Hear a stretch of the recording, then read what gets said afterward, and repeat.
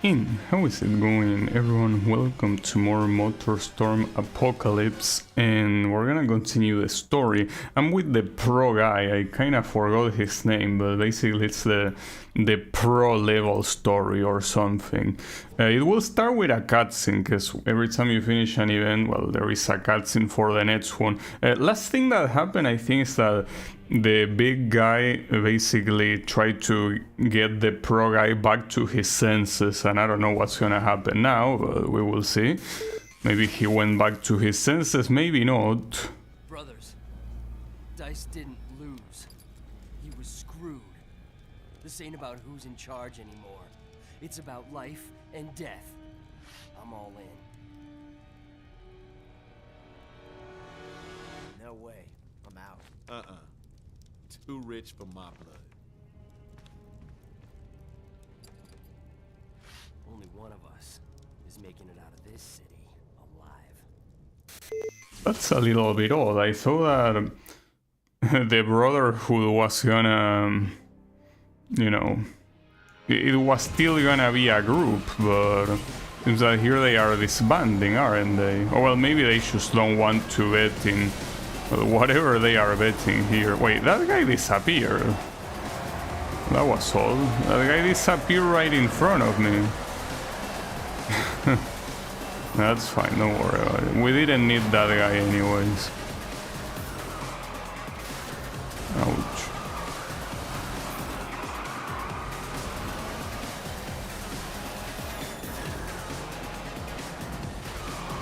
It also seems that this guy's story has more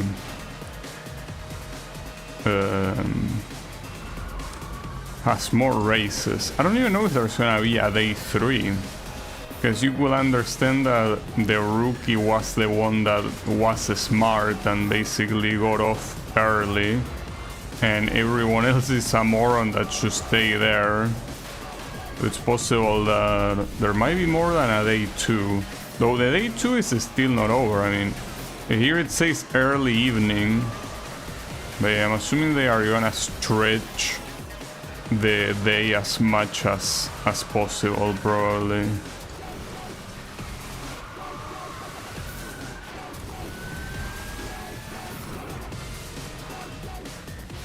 I mean, I don't particularly mind, because in any case, it's hard to tell what event will be the hard one.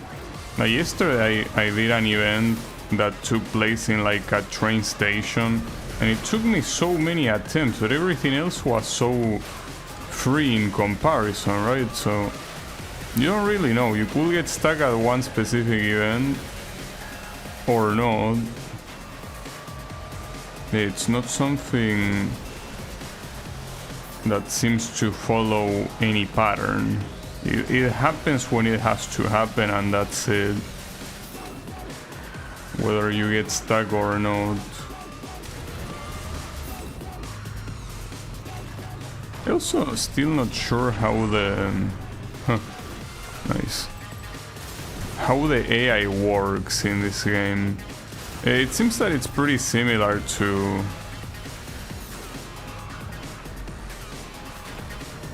the AI in Pacific Rift, right? Kind of like they start going quite fast at the beginning and then they slow down more towards the end.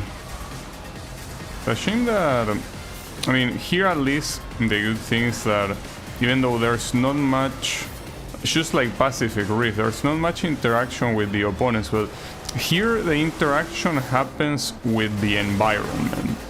Like, the environment is essentially the thing that you will be going against, right? Like, that's what makes the races kind of like dynamic instead of like a glorified time trial, I guess. So I think that path is just very bad. I took that path and those guys are quite ahead of me, so it's probably not worth to do that. We will see though, but not looking like it's worth it.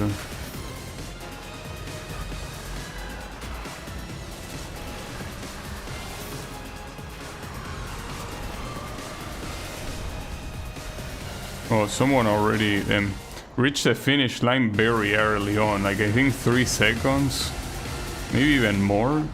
Actually 2 seconds, but yeah, we gotta retry that. But I think the solution is not taking that path that I took, and in this game it's also very important. Well, it's something that is important since the very first game, but you need to take paths that don't suck. That's very important.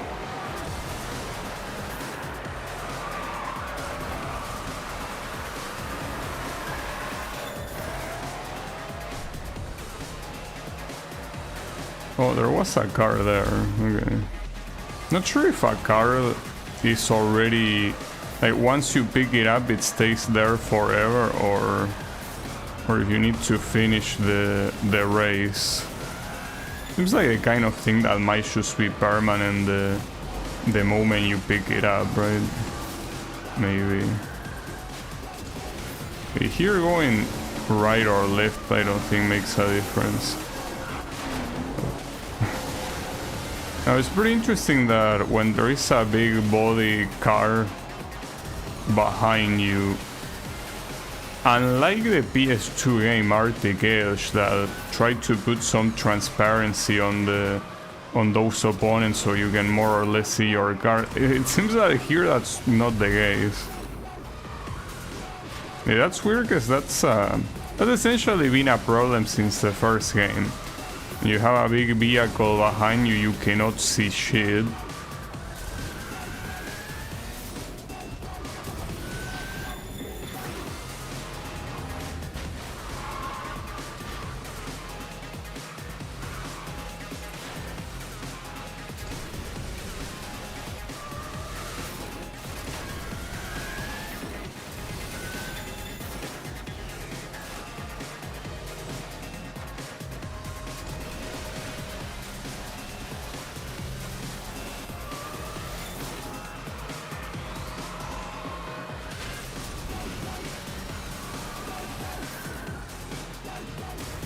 Also noticed that in many races wait, did I go the wrong way? Yeah, yeah, you did. Nice.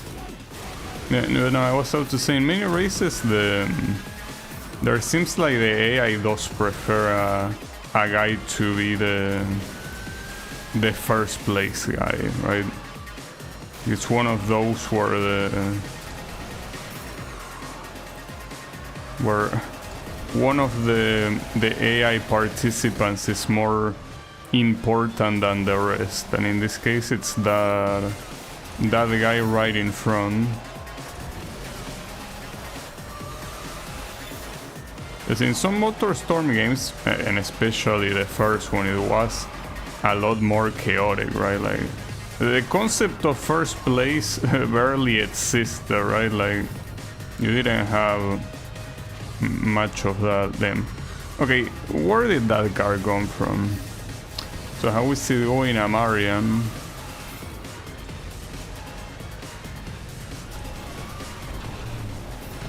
Just driving a little bit. Huh. Damn. Wait, the AI actually got screwed there. I think they actually got clipped through the floor or something. Well, lucky me. Clearly something happened, because the second place was not that vehicle. So it seems that the AI got screwed. Oh well. Too bad. I feel so bad for that AI that got screwed. Surely. Okay. And that's death. Are we gonna get a 1v1? That would be cool.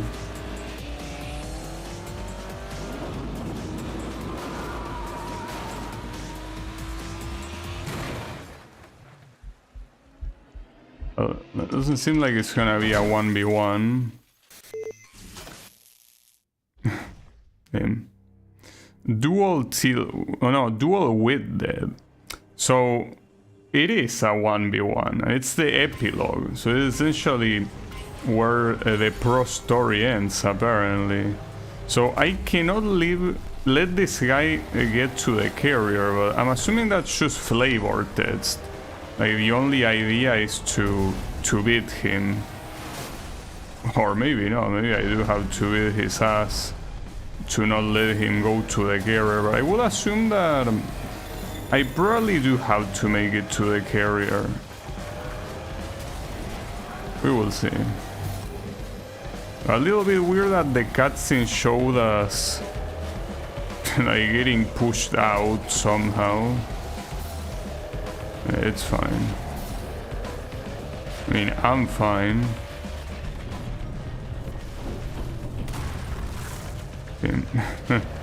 Nice. Okay, there you are.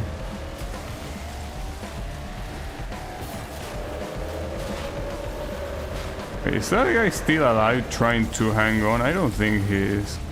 I will assume that all the guys that are next to the car are basically on ragdoll physics because they are intended to be dead.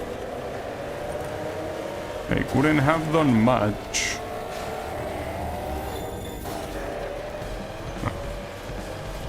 Just make it to the carrier. Forget about everything else. Oh, there he is.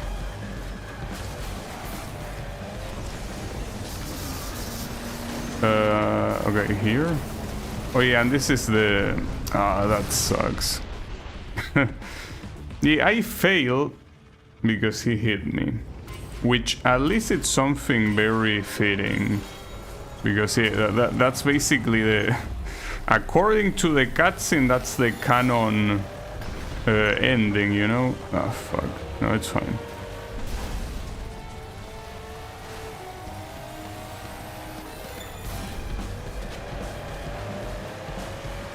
Yeah, I don't know. Here it will be interesting to see how this thing works, how his AI works, because I will assume that he's very tied to the timer. But if you're able to take him out at that point, well, he probably will use rubber banding to get back, but yeah, hard to tell. For now, I'm just gonna not try taking him out and just try to... Wait, where do I go? Here, okay. Just gonna try to drive clean, though. I mean, driving clean in a game like this is very relative because you really don't, you know, the track doesn't really let you drive clean in a way, because the track itself is not clean. I mean, you can barely even call it a track in itself. I mean, can you guys step out? Okay, and here comes again. So that basically has been the same that happened already. Okay. So you're essentially supposed to make it to the bridge before him, I guess, because I think this counts as a clear, maybe. Maybe we're not gonna make it to the carrier, though. No, that's not the carrier. It's okay, I hope you know how to swim. Maybe he doesn't. We will see. Oh, he can swim at least. See, no problem. Oh, we even have a rescue boat. Never catch up. Dude, I'm sorry, yo. You should have left me behind. You're trouble. That's what you are. Well, guess you love trouble. Well, that guy survived. We don't know if Muerte survived. Well, this hobo survived, I guess. Yeah, Muerte is gonna... He will be back. But we finished Pro Story, apparently. So this guy survives as well. It's just like the rookie. Which most likely leads me to think that Mr. Veteran here is not gonna survive, because they need to add you know, drama, right? So these two guys had the happy ending. This one, I have my doubts, so we will see. Maybe he does. Just that the way the narrator is talking, it doesn't look like he will. Oh, day after the festival. Well, nice spoiler. Okay, cool. I guess we already know that he won't survive. Yep, we got mercs. I'll cope. Send Ty in when I plant the signal. Signal? What's the signal? You'll know it when you see it. This is a restricted area. Restricted my ass. I'm not sure if shooting a flare gun to a chopper is doing much. Well, speaking of chopper, this is what this vehicle is called in this game. The more like the long motorcycle. Like how Muerte just survives being struck by lightning and also being crushed by a building. Yeah, Muerte is, well, then again, his name is literally dead, so obviously dead wouldn't die. It's like in the Castlevania games, you know. In Castlevania, every game features death as a character, as a boss. So obviously it's gonna survive, because I mean it represents death, it cannot die. So it seems that the same applies here, you know. That's the idea. Yeah. Oh wow, I got shot in midair. And pretty crazy that I'm running against a fucking attack helicopter in a motorcycle. Pretty badass, I gotta say. Still probably not the best idea. Oh, I should tank a missile. Well, this guy is also built differently.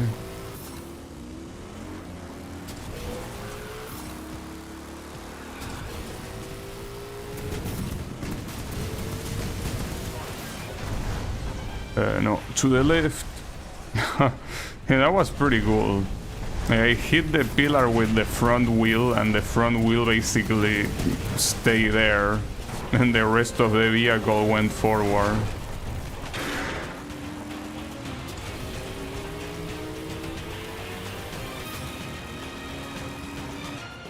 Yeah, I see him. You want me to dodge like a shoot 'em up? I can do that. I'm a shoot 'em up player, you know? I'm not sure if that looked as badass as you wanted it to look. I think that the camera trick didn't work very well, but it's fine. So here, I don't know, like this cutscenes at the end make me think that I don't have to press continue, but it's not like they show much, so I feel like I should press continue. But yeah, if you don't press continue, I think they eventually end. And you still need to press continue. Okay, sure. I'll press it, no problem. Not very hard to do after all.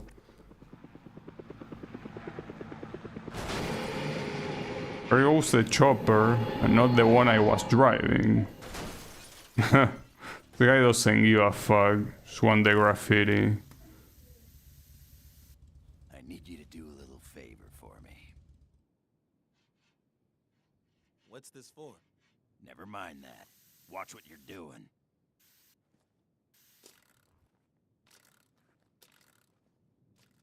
Okay, flip the switch. Nice. It's the motor signal. Did you at least pay the guy?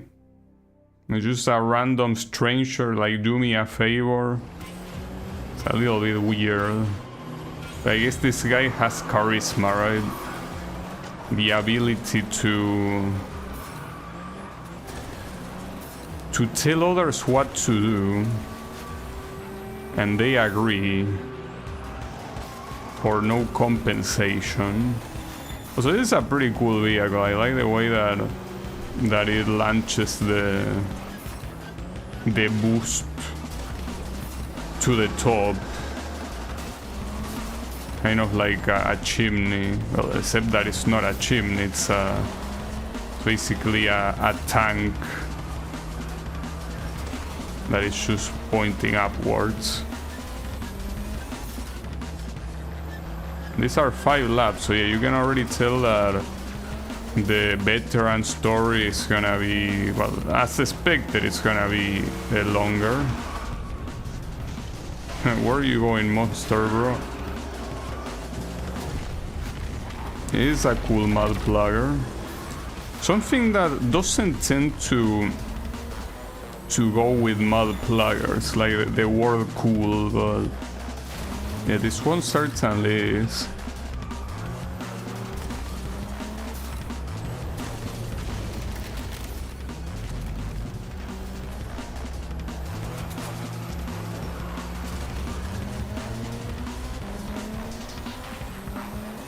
Well, to be fair, it's also a pretty short track, so 5 laps is probably not gonna be that offensive. Maybe. But it could still be hard to win, of course.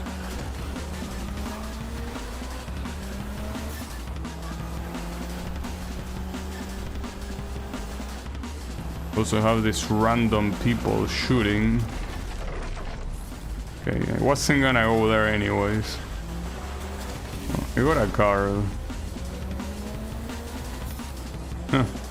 Funny thing is that it seems that I might finish the game without even having 10% of them. That's pretty sad. Usually, Tim, that vehicle disappears. It seems like it's a common thing. Maybe an emulation thing. Not the first time it happens that a vehicle just poofs out of existence. That vehicle was never there, it was just an illusion. Got another car. Well, maybe I will get to 10% after all.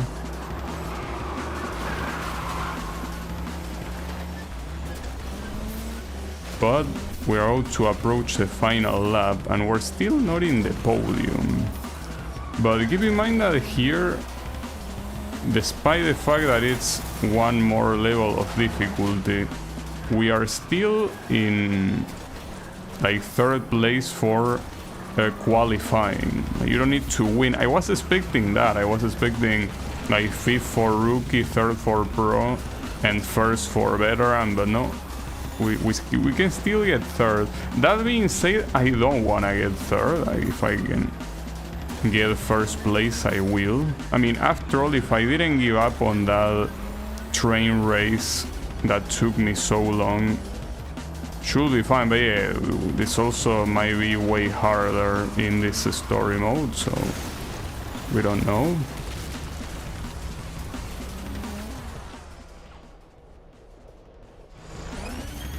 Team, I don't know what the slow motion was there for. Maybe it was because it was out to be a photo finish, but then I barely won that. I didn't even need to explode though. That's the thing, I wanted to explode. I didn't time it properly. It's fine. I still won. So no explosion needed. I thought in fact the motorcycle was gonna explode. Oh, for all our tomorrows. Terrorists, fanatics, subversives. World War III. Danger with security. Dusklight provides that security, and that's a promise. Cutting-edge military technology supports our friendly service. Do you want to die tomorrow?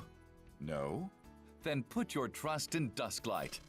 Dusklight, security for all our tomorrows. I mean, it's... Oh, that's that looks like a Lotus, right? That car, kinda. Let me see the rear. Yeah, this is 100% meant to be a Lotus. Pretty sure. Looks pretty nice. Yeah. I like how... Well, this is something that's been here pretty much since World War II, right? Like, everyone loves to hype World War III. You know? Like... They absolutely adore the idea that there will be a third world war. Yeah, it was also the case here, but it was also the case way earlier. As I say, ever since World War II ended, I'm pretty sure people were already hyping up the third one. They never happened. And even people that are trying to hype it up today as in the present, right? Like, no, it's not gonna happen, dude. Stop trying to be a war fetishist, right? It won't happen. It's a supercar, yeah, I know. I was about to say that it looks like a Lotus. Like, it's a real life car, well, rather a real life brand. Which Lotus? I don't know. Actually, it's, well, just like many other cars, it's kind of a mixture. The front can also look like another car, like maybe a little bit of a Corvette as well. Yeah, a Ford GT as well. It's like I think Ford GT is actually a better comparison, yeah. Yeah, not so much like a Lotus, yeah, you're right. It's more of a Ford GT. Not just in the front, but also in the rear. It looks quite a lot like it, so yeah. Forget about the Lotus, it's certainly it's more of a Ford GT. It reminded me of the Lotus, I don't remember if it's called Exile. They have similar names, or no, Exile, no, it's Siege or something like that. But yeah, well, either that one or the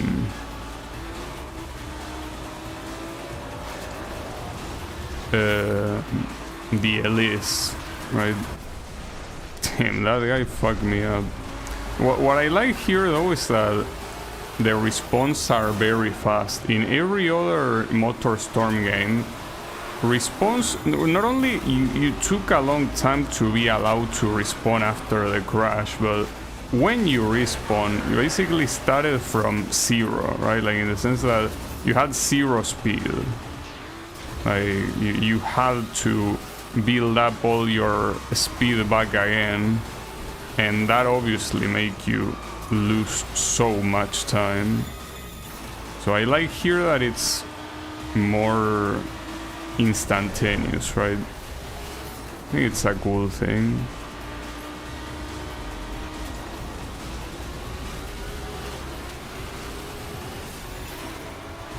Ah, shit. No.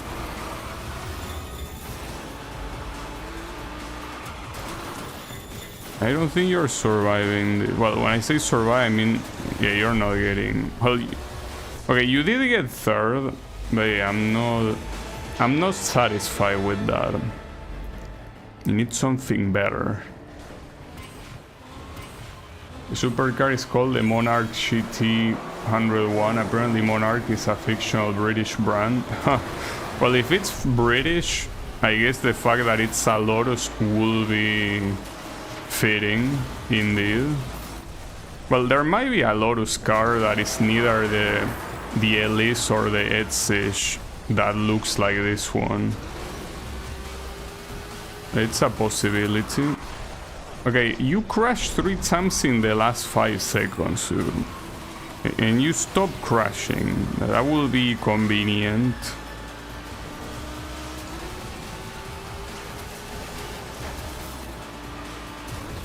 That will be pretty convenient.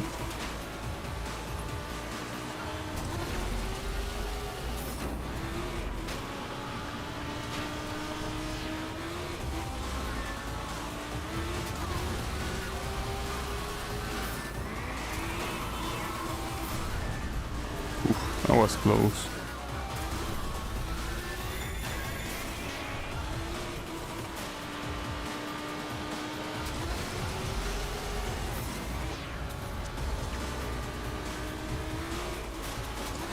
They even use like an anti-air tracking missile. Like the people on the ground. Well, that's kind of what that cutscene is for. Like, we have some people apparently sponsored by a fully military company.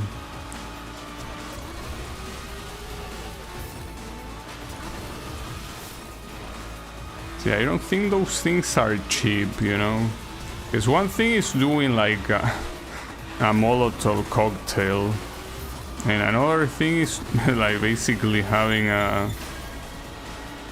not only a missile with the technology to track, you know, a moving object in the air, but also having the thing that launches it and can even probably control it afterwards. Well, it depends on the type of missile it is. Some missiles are heat-seeking missiles, so you probably wouldn't need anything additional once you fire it. Yeah, I don't know how Stinger works. It's, for what I understand, one of the most classical anti-air weapons you have. I don't know if it's heat-seeking missiles or if it uses another technology. I never really knew much about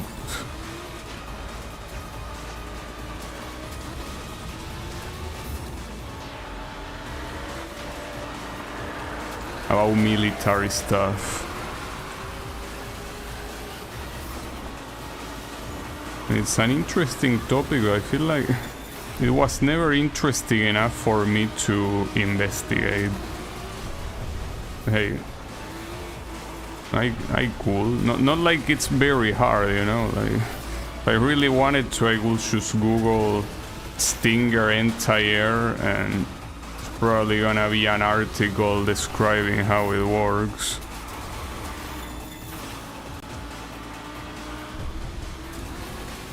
As long as I don't get put into a list for googling a military weapon, I don't think I should.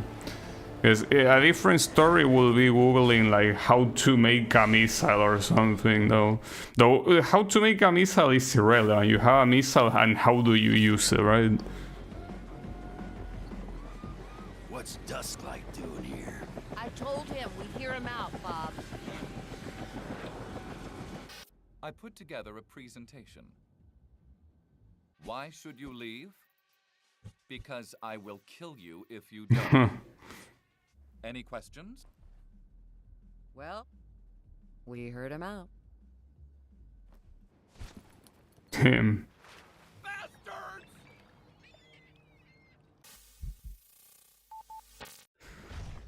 That's pretty funny. Also, I saw the shark there in the water, like implying that he was gonna get attacked by a shark.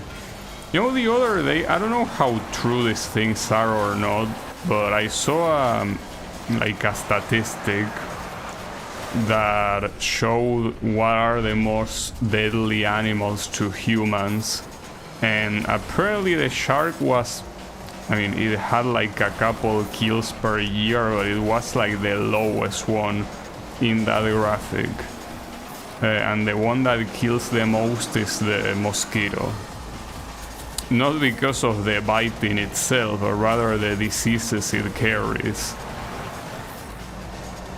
So the shark attacks have been very exaggerated by Hollywood, apparently, with the movie Shows, right? Or Show, I don't remember how the fuck it's called, but yeah, that one. That permanently damaged the reputation that sharks have. But then again, who gives a shit about sharks? I know I don't. Also, by the way, this buggy looks phenomenal.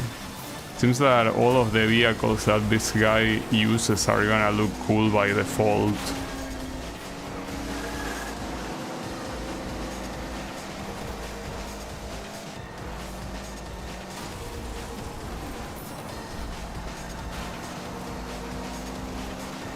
Oh, he he copied the catchphrase from the salesman. Any questions? That's pretty funny.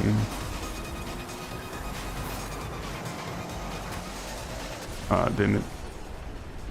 You know, obviously here, I don't want a spoiler, but like just as a theory, just seeing how these vehicles look like, it makes me think. Again, I don't want a spoiler telling me yes or no. I just have the theory that Big Dog is muerte. Maybe it isn't. But like this sort of livery, plus the fact that, you know, I don't think we've seen them in the same place like at the same time. It could be. Maybe not. We will see. Well, if anything, this story should answer that. If he is or not. Well, if he is, it clearly will show it.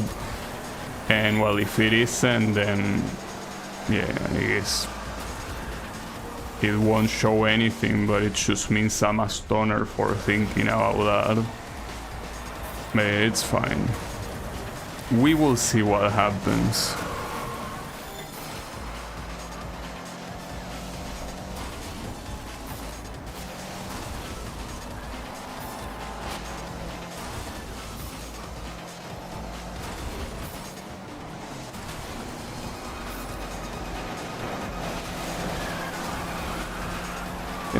Get off, bro.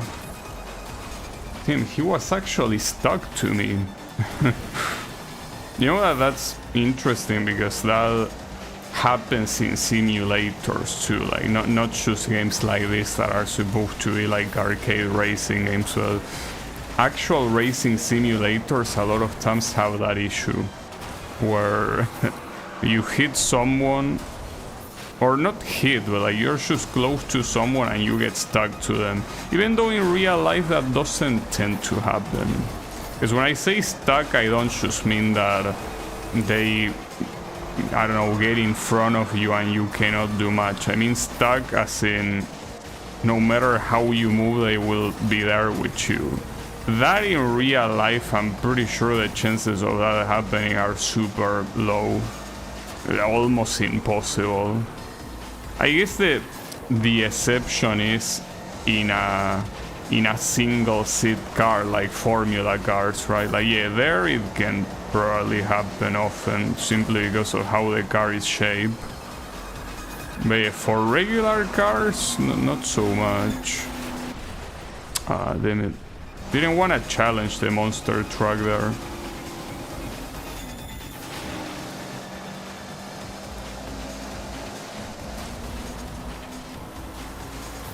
Yeah, that's the finish line, yeah. Yeah, that guy blew up just in case. I can do that too. Oh, you can... I didn't mean to respawn there. I like that everyone exploded for absolutely no reason there. That's pretty funny. Yeah, forget about it. This bug is the Voodoo Sand Cutter. It's a cool name. What looks cool here is that he has like the nitro tank completely visible on the back and center as well, and the exhaust pipes like pointing upwards and basically having 4 of them, and also being completely symmetrical. Like it just looks very good. Oh shit.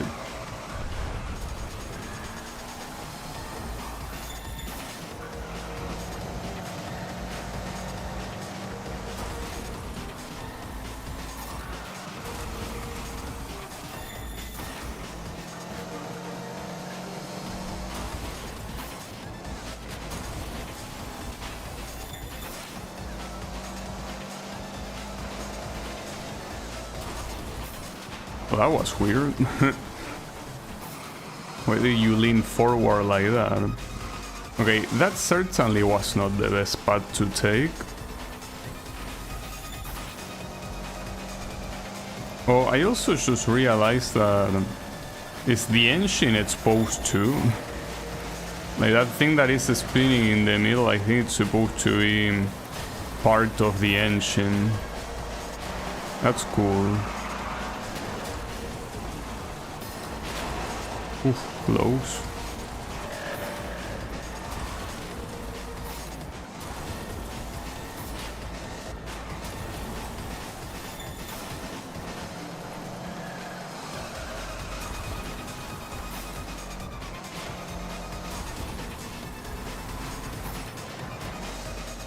And that bridge is cocking me a little bit right now.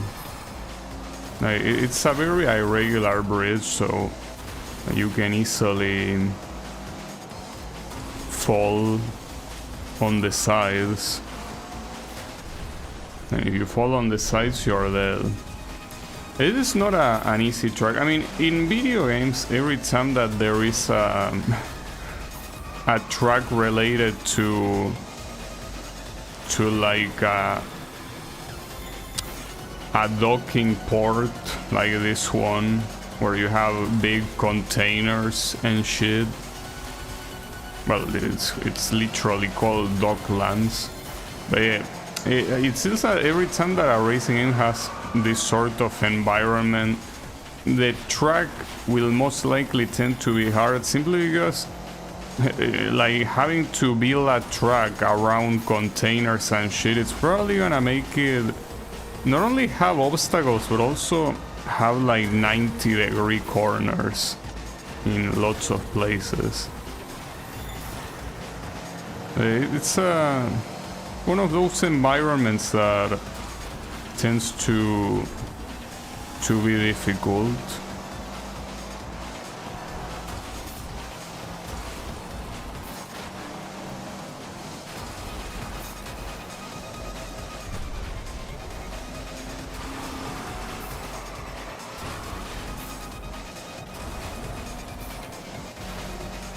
The next one is the final lap. I don't think I'm that far behind. I mean, the first place is visible right there. You know that doesn't really mean much in this game. I think that's mostly irrelevant. Well, certainly better than not seeing them, of course, but I don't think it's that important.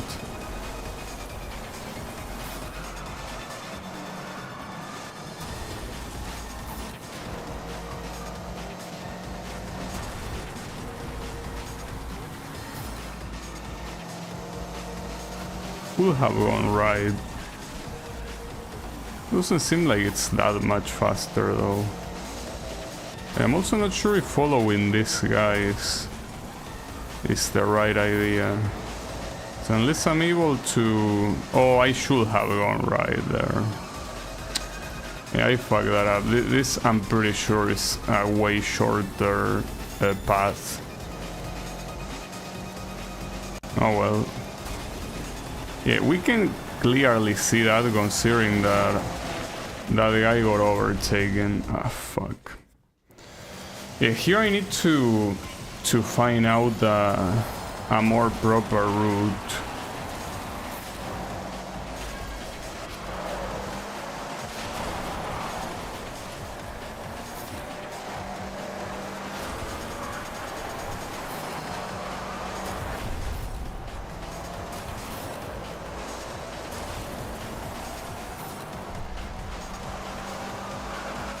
No. Huh. It's another buggy trying to take me out. Though, see, here's the thing.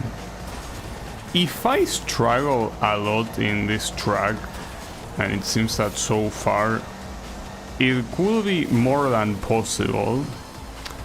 I think that we basically have to reach the conclusion that the buggy is not good in this game. Because obviously it could be a coincidence that the two events that really costed me a lot to win were like both with a buggy. Like maybe it's not the buggy, it's just a coincidence that the track is hard or that the AI is very smart in in that track, but so far the two tracks that for now are taking me the most amount of retries were using a buggy. So yeah, we will see, but for now the buggy is not giving me a very good impression as a vehicle type here. And the thing about the buggy is that it was the best vehicle type in Pacific Rift, well, at least to me. It felt the best, and it was also one of the best in Arctic Edge. It was very weak on the first one though, and in this one it might follow the fate that it had on the first one after all. Which is a shame, because I like the buggy as like, you know, from a visual standpoint. I think it looks very good, but it seems that performance-wise might be a little bit faulty.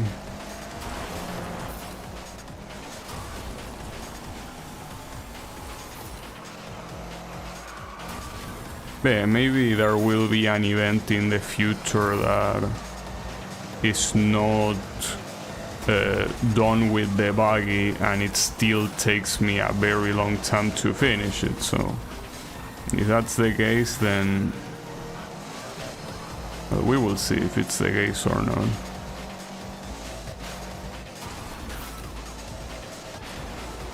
That's not where I should have gone, and yeah, certainly not there either. There was a path I could have followed there, but it doesn't seem like the smart place to go. This track is huge. It's a lot bigger than it initially looks like.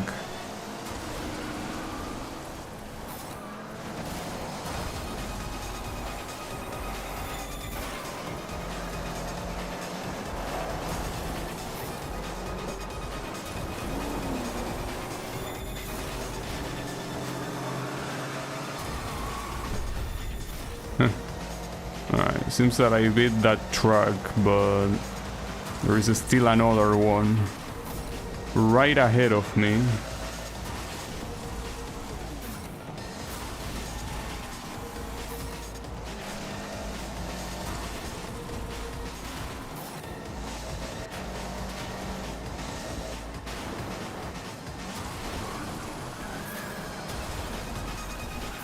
No, water.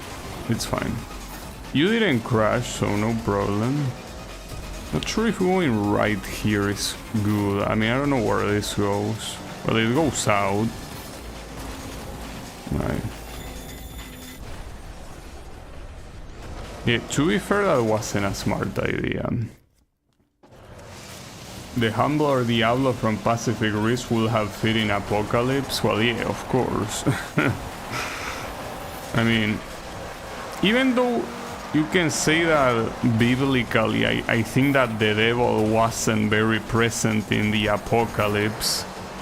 Yes, I think it will be thematically relevant.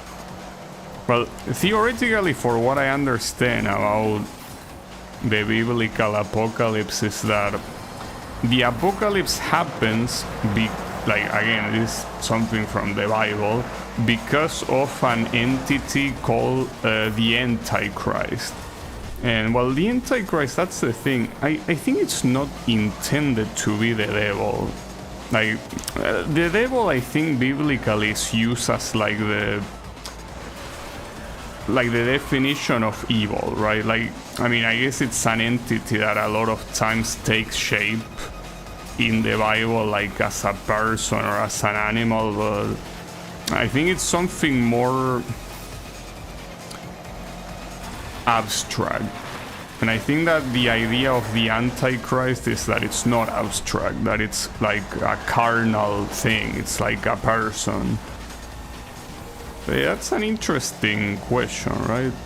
Like, how relevant is the devil in the apocalypse?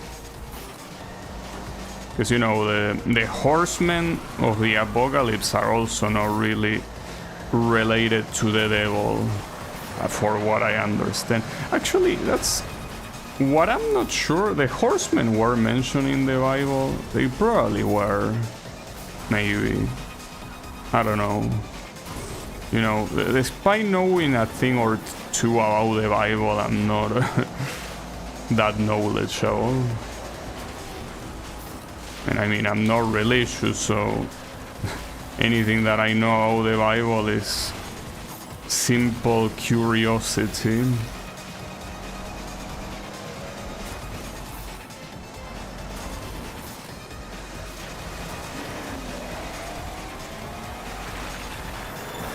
Then again, the devil, it also depends on what version of the devil we're talking about. So I think that if we're talking about the Christian devil, that will be Satan. But some other religions and or customs have different concepts of the devil. Well, in some religions or, you know, mythologies, the devil, there is not like a devil, but rather you have a multiple like bad entities, right? Again, I'm not religious, so I wouldn't know.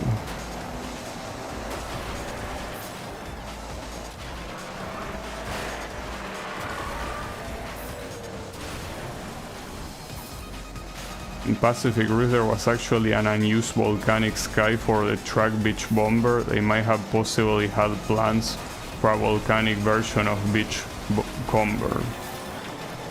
Yeah, could be. And when it comes to these games that have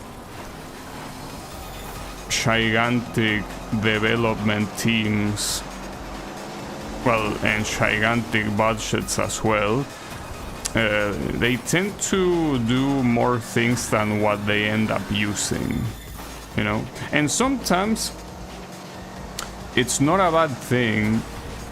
Well, in some cases, and I think that it's probably the most common case, is that you simply don't make it in time, right? Like, you want to include something, but you run out of development time, so you leave it out. I think in other cases, it can also be a case of, well, like, this shit sucks, we don't want to include it. Wow, nice. And they don't include it. Like, after testing, they realize, hey, the game will be better off without this, so... I don't know. Cannot really say I ever been part of a big development team, so I wouldn't know.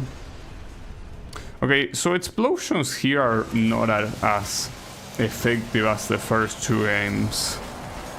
Well, and especially not as the first game. In the first game, explosions were amazing. Like, in fact, in the first game, if you didn't explode at the end, you were kinda like wasting time. Like, that was the most optimal thing you could do, like explode right at the end, you know? But here that doesn't seem to be the case.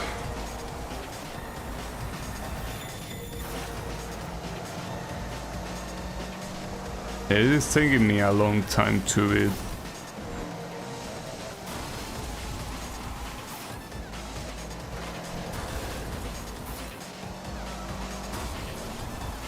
Maybe this is the good path.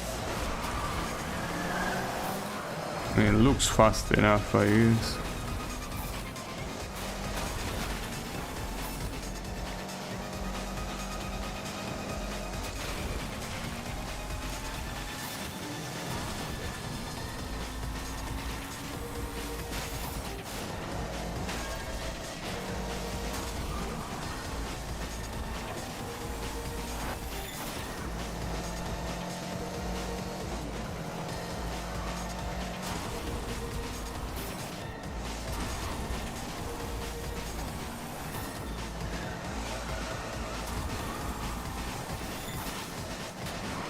Okay, that thing is getting me multiple times, but it's an issue because you cannot really see it. Nice. You cannot really see it, and when you see it, finally, it's too late. Like, you are gonna clip through that. I shouldn't have come here. Well, it leads to the same place, so why not, I guess. I think that I'm a fan of this path. Probably not the most optimal one, but I think I'll take it. Well, and also going right there can also help getting a faster lap time.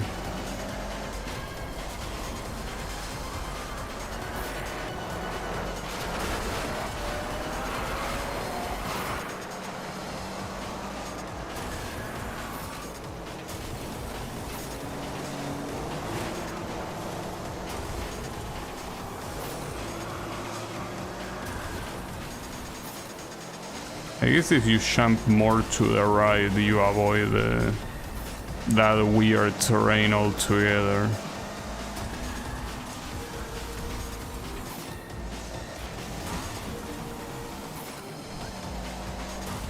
Okay, yeah. Remember not to go to the right ramp.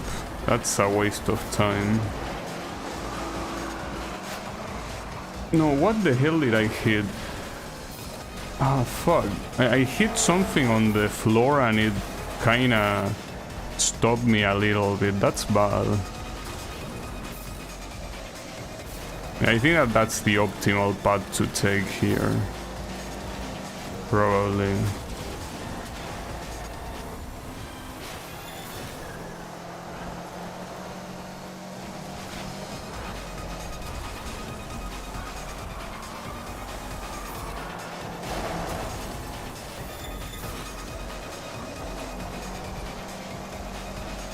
Where the hell did this guy come from?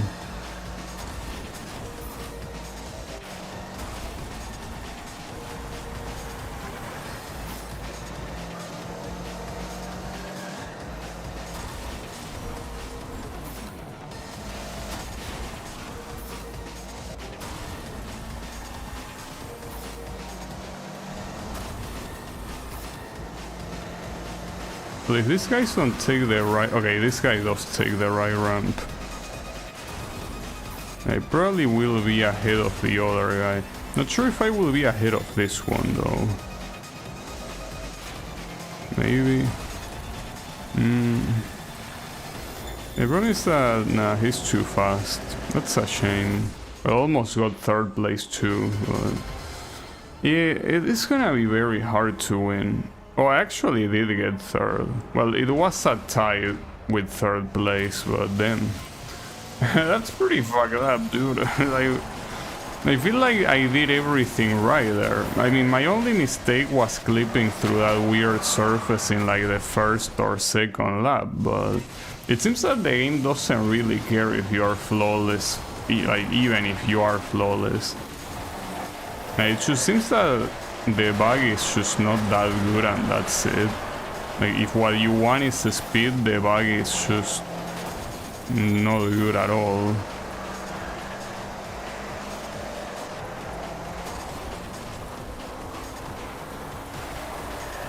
But it's not like it looks slow, but I think it's rather than everyone else is so much faster. Okay, that terrain, that surface is starting to piss me off a little bit. Just a little bit.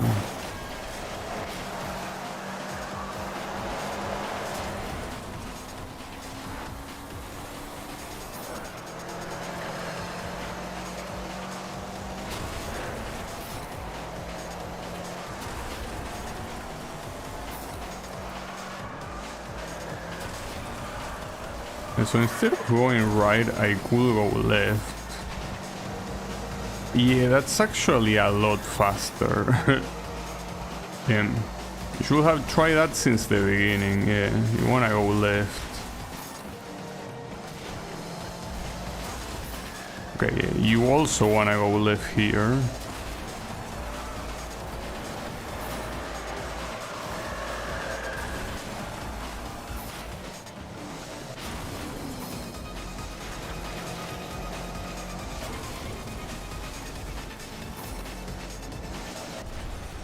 Really? You got stuck on that, dude. You gotta aim right on that jump. Here, since it seems that even driving relatively well is not enough, I think that if I make a single mistake, it has to be a restart.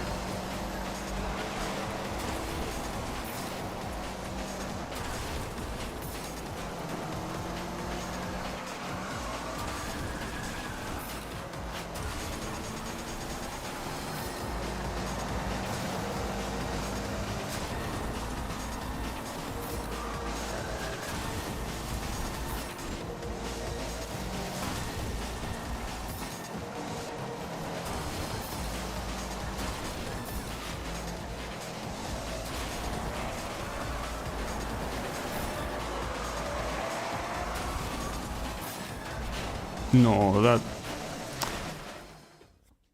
come on, dude. This is gonna take a while. This will take a while.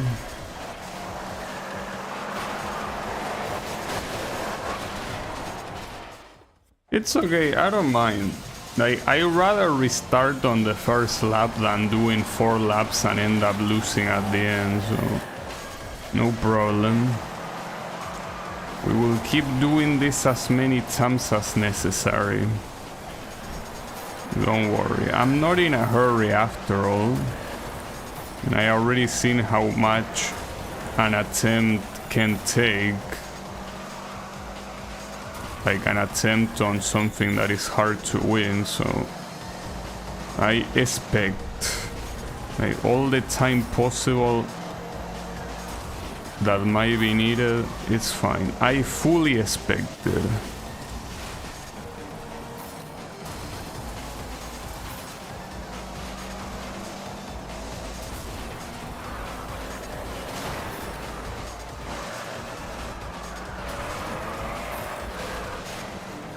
That being said, that corner that leads into the ramp is not very easy at all.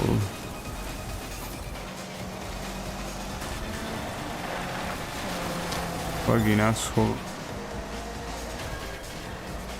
At least it wasn't a crash though, surprisingly. Okay, that was a crash. But the problem is that here is not the first lap, so I'm not sure if restarting is a good idea, but I will. I will because, as I say, like, I need to not give the game an excuse to put me in second place. At least if I do a flawless race and the game still thinks I'm not enough for first, well, I think I should be able to blame the game then. But if I have at least one crash, the game has an excuse to not give me the victory. So I'm not giving the game any room for excuses.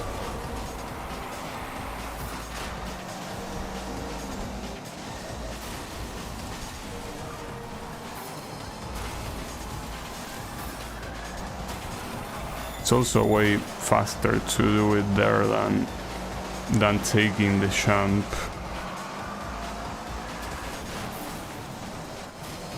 Oof, that was close. So I'm surprised that the song is not changing. I'm assuming that in a single event, maybe the song is always the same and it only changes when you go to the next event. If you want to though, you can switch the song. I think on the post menu you have the option, but come on. Well, that one was not my fault, dude. Like, that guy just ran me over. Couldn't have done anything about that.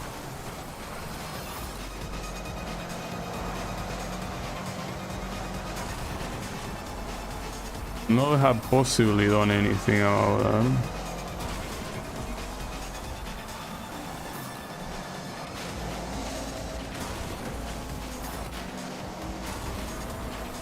I guess that's another way of doing that.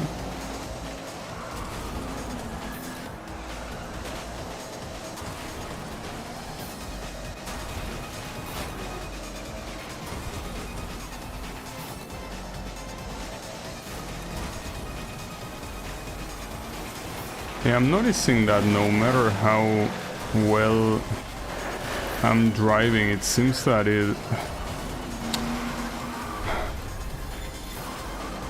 Well, it doesn't matter if that ends up happening, you know?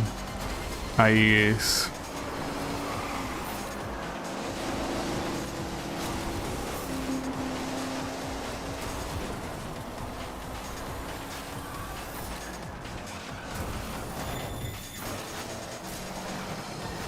Didn't want to go right, but...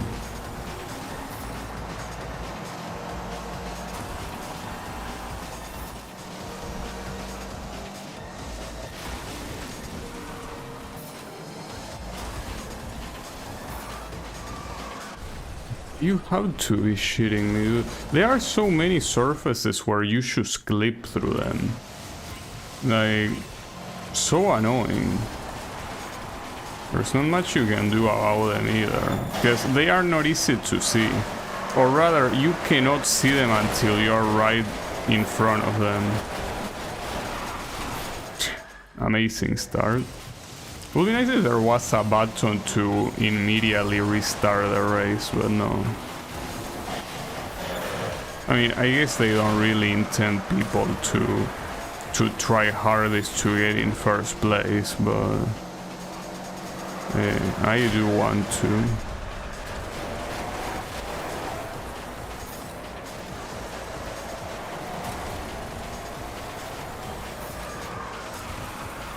So of course I would have preferred if I didn't need to try this many times to win, but seems that we need to.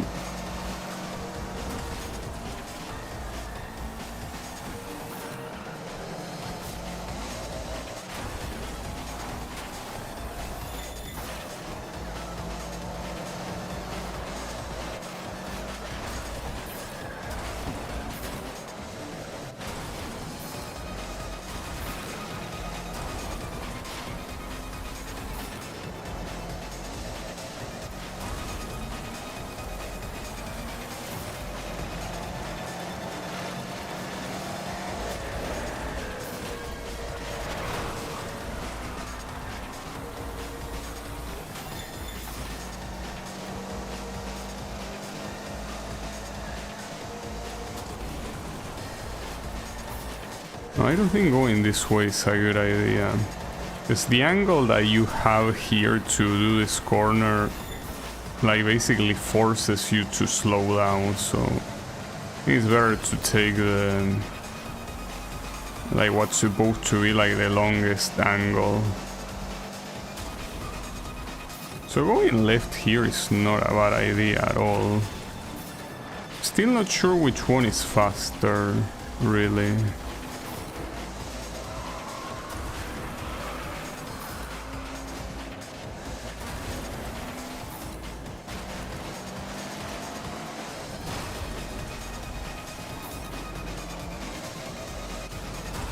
This is well, what the hell is that was weird. See, the issue here is that despite the fact that that second lap was supposedly flawless, I'm still in 7th place. Well, now I'm in 5th because those two morons blew up, but yeah.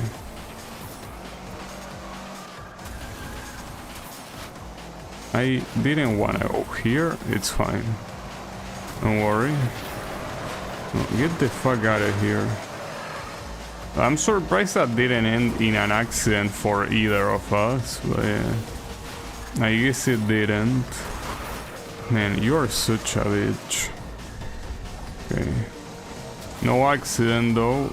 We're still fine.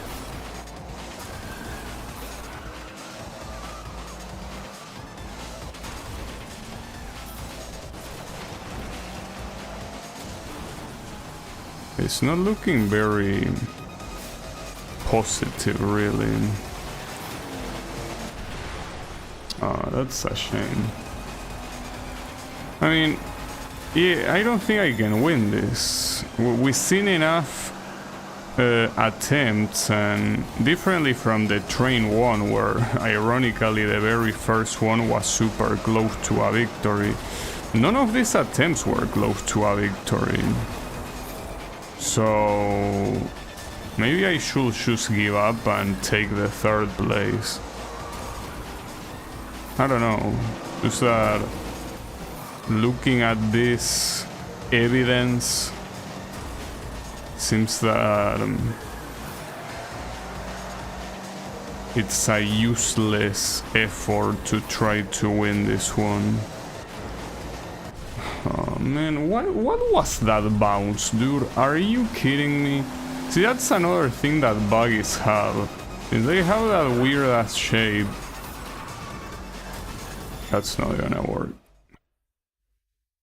Let me change the music because at this point I heard it too much. I think buggies in Apocalypse are decent. Well, I personally don't know. They are certainly not showing that right here.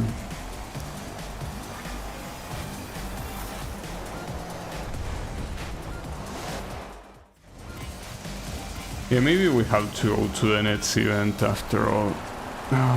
It's so painful.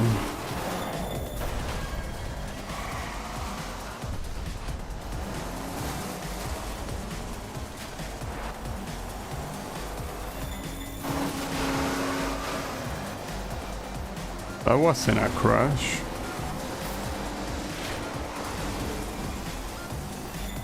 I also do remember in Pacific Rift that if you had a race against a big body while you were in a big body, usually that was a disaster every time.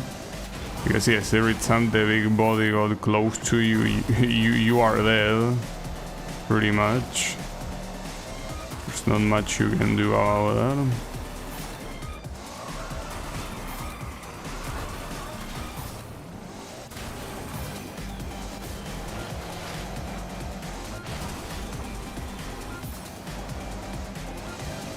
Okay. It seems that the first and the second lap you are forced to be 8th or 7th, and it's only on the last lap that these guys allow themselves to be overtaken. But that's the issue. In most cases they like clearly allow themselves to be overtaken without problems, but here that wouldn't be the case, at least for the first and the second place. Well, and even if it was only the first place, that would still be a problem. The idea is winning. You kinda need the first place to not go fast, because you need to be the first place, of course.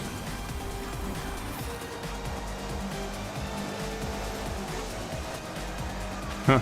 And that guy in front of me also had that same weird physics thing, where he kinda got raced on the front.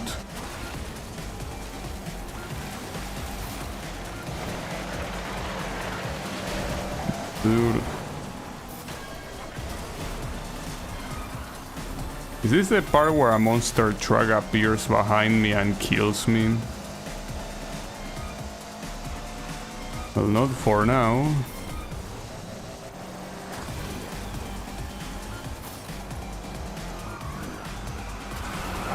Okay. It might be.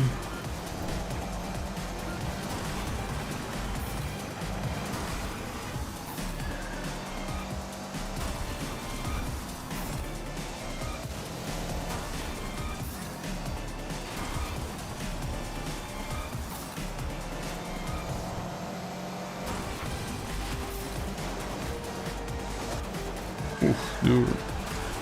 That's fucked up.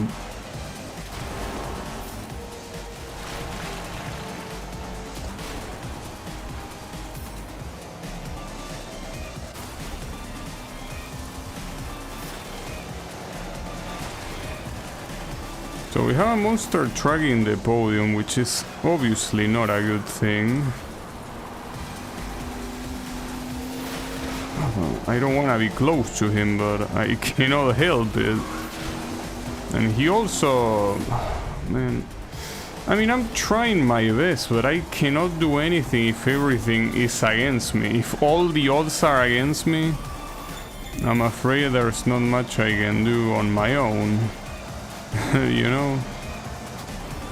If the whole game is versus me, it's kinda hard to do much about it.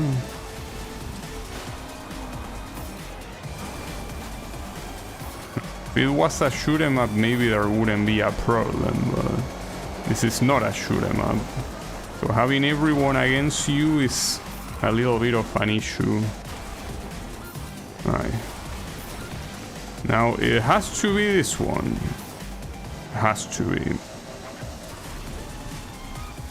Okay, full speed.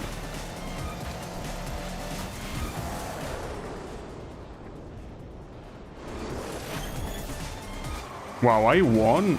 No way. How? How did I win that? Okay, look, I'm not complaining, okay? I'm certainly not complaining, but then that took a while. I think that took almost as much as the train race yesterday. That was crazy. What's this? Dude, 1992 wasn't the Atari. Come on. Valley Motorcycle Club! Intense racing simulation! Next generation impact! Feel the speed shock! You're greased. Smell the fumes! Monument Valley Motorcycle Club! Riding out of stores now! Again, this is based on a game that I don't remember if it was called Road Rage or something like that. Like, it's a very classic game where you're in a motorcycle and you can hit people on the sides. But I don't remember if that's the actual name or if it was something else. Like, I'm pretty sure the road part was there, but I don't remember if it had the rage part afterwards. Maybe not.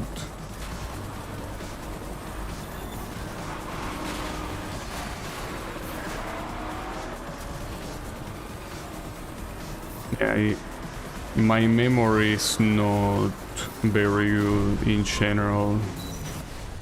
I could Google it.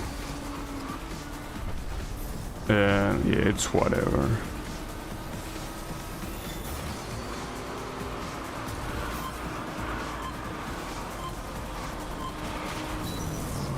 Like the design of this Super Mini, as it reminds me of like an old Golf GTI. Yeah, the Volkswagen Golf. Yeah. So I think this one is more reminiscent of a Fiat. Kinda. I think. Not sure if it's like which Fiat was it, like what model. It's supposed to be more of a Fiat. I think there was also a Lancia that looked like this. Like, I think the Lancia Delta looked like this. But yeah, I guess the Volkswagen Golf. Well, the Volkswagen is mostly the rear. The front doesn't look much like the Volkswagen one. But yeah, I mean, again, these cars take inspiration from multiple sources after all. Because I mean, if you can do any car you want, you wouldn't just want to straight up copy like a model that already exists, since you can use anything you want. Then can you just stop crashing, by the way? That would be nice.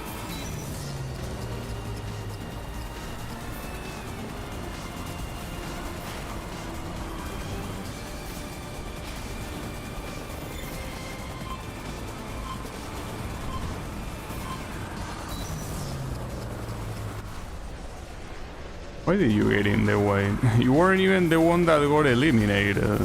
Not even close.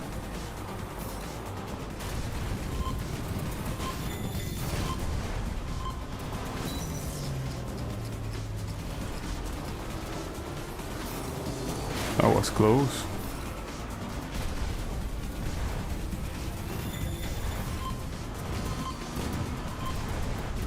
You don't really see shit. There you go. No, you're in the way. That's fine. You somehow got over him.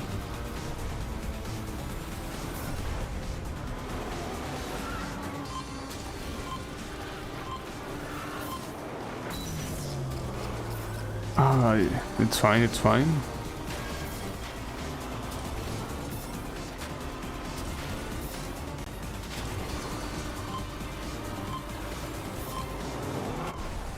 Oh, that was an actual wreck, like an intentional wreck. Like he did a side bump against me. But that's not like me just running into him or there being like some weird interaction. Oh, that was 100% intended by him. Wait, sudden dead, dude? Come on.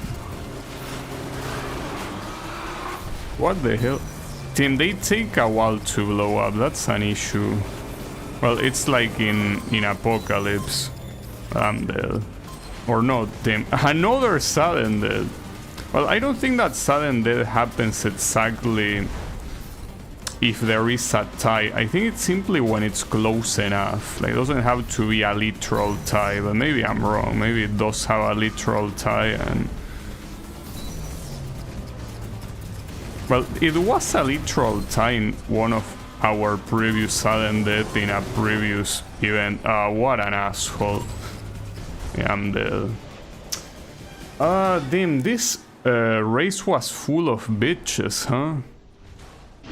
This probably was the most bitch-made race in the game so far. And the worst part is that the two assholes that survived were the heavyweights. Not like I'm surprised. Obviously, they will survive in a very narrow track like this one. Like, what the US begged. And there's only two heavyweights. Like, it's the two that survive.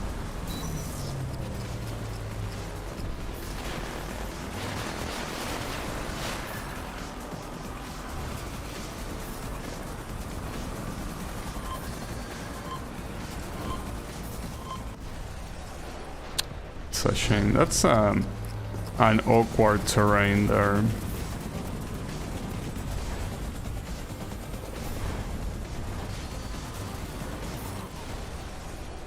Okay, you had no reason to crash against that one. Now, the other one I could understand it even though it was... Okay, this poet guy doesn't seem like much of a poet. You know that they say that the pen is mightier than the sword, but this guy doesn't see any issues on using the sword. Yeah, I'm not sure how accurate it is to call him a poet.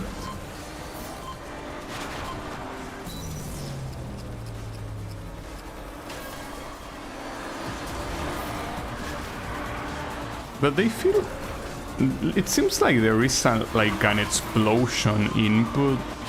Because I can see some guys doing the side bump, but a couple times I've seen like a shockwave coming out of the cars. Is that possible? There might be another attack aside from the side bumps that is a shockwave, or am I imagining that?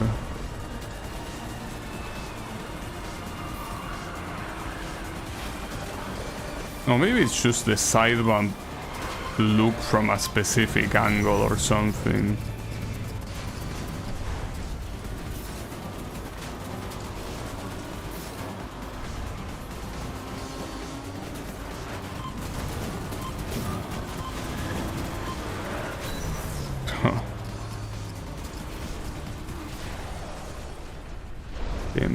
I don't like the fact that the already eliminated vehicles can be an actual problem. Like, I understand the whole thing that whoever gets eliminated get the boost overheated and they blow up. Like, sure, pretty cool and all of that, but I don't like the gameplay implications of having someone out of nowhere from behind you fuck you up and there's not much you can do about it. Really. I think the worst way to crash is to fall off, because at that point you have to wait until you fully fall off. I'm dead.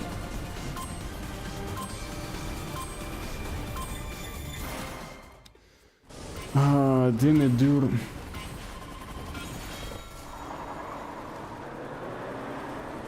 I would like to use a heavyweight. It seems that so far...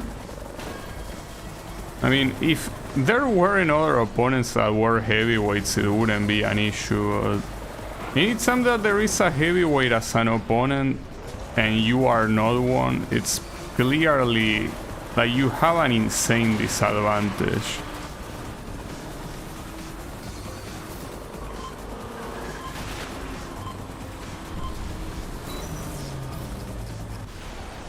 What did I crash against? Isn't that an ATV? How the fuck was an ATV heavy enough to stop me? Are you out of your mind? Maybe it was one of the track's obstacles. I didn't mean to do that.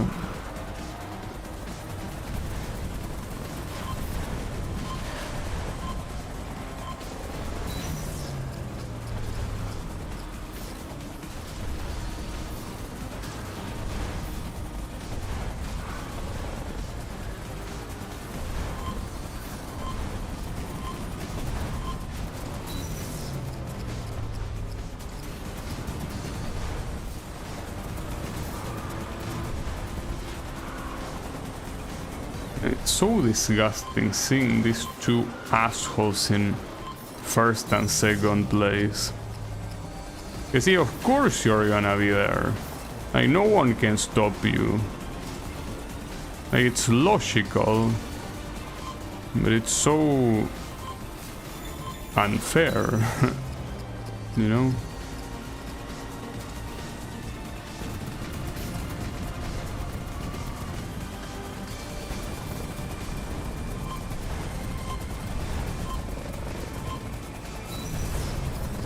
Yeah, you stay there.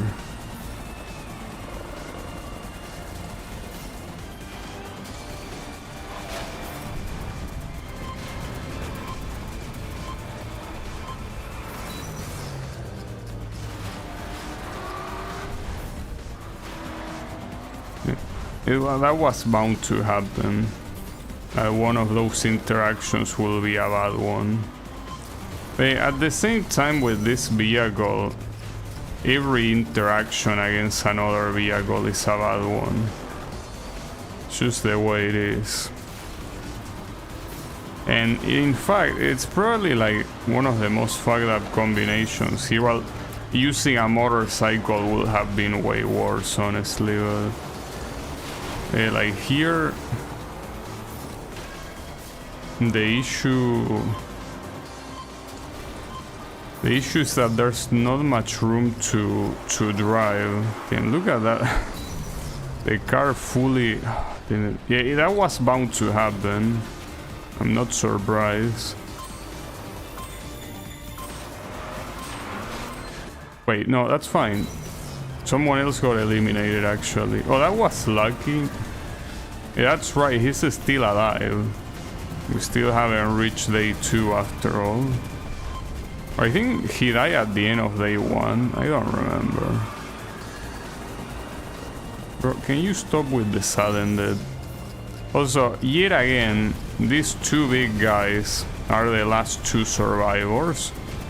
To absolutely nobody's surprise.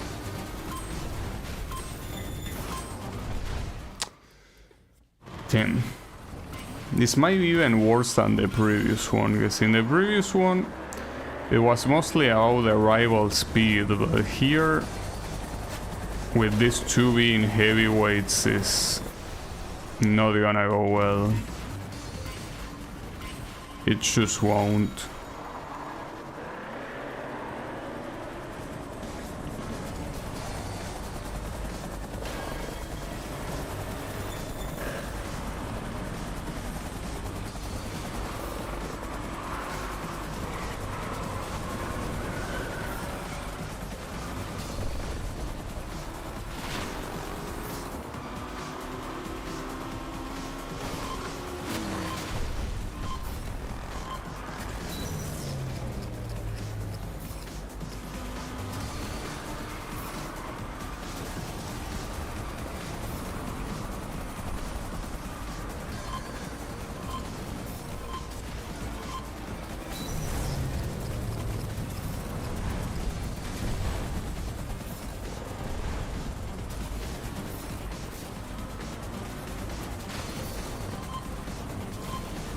There was a car there.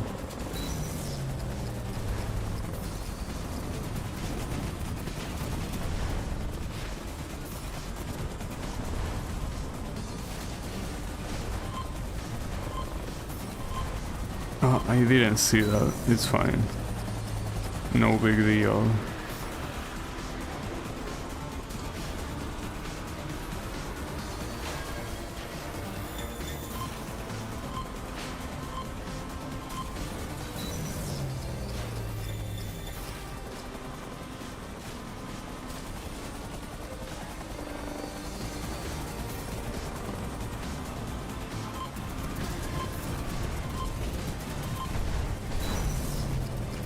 Now the thing here, I was thinking about that hardcore mode that you unlock by winning these events.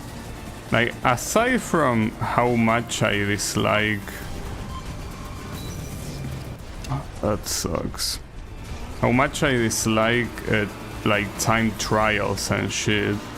There's also the issue that having to win these events again is not something that I'm gonna do. They are already quite painful to win one, so doing it again, yeah. The two drivers with big rigs are Poet and Calamity. Well, at least Calamity has a fitting name. Poet, I will say not so much. And this Poet guy is the ultimate bitch.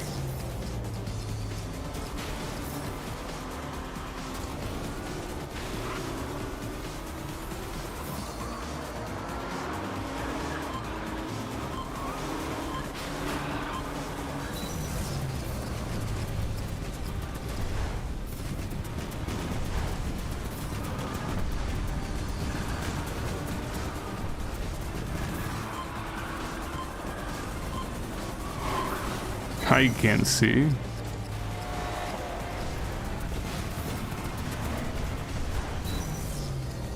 Yeah, that... Well, okay, that guy used the brakes for no reason, so I guess I survived. Okay, now the two big ones remain.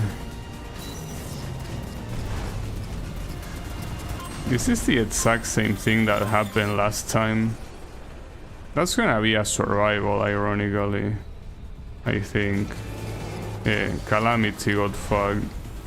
Now... What the hell? Oh, that's because of the explosion from the guy behind. Well, yeah, but unfortunately Poet here is... I don't even know where he is, completely far away, clearly, but... You know, it seems that here... Every event is gonna be a pain in the ass to win without exception. The hardcore version of this event is easier than the main one. Why would that be the case? Are you saying that it's time trial but without opponents? Is that how it is? Because I remember you saying that you needed to beat a target time, but are you saying that that's the only thing you need to do?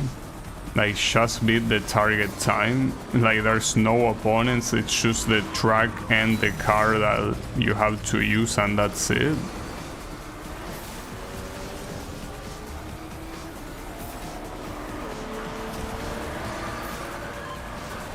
Because otherwise I cannot imagine this being easier if it's still the same objective but with a time limit added to it, right? That wouldn't make much sense.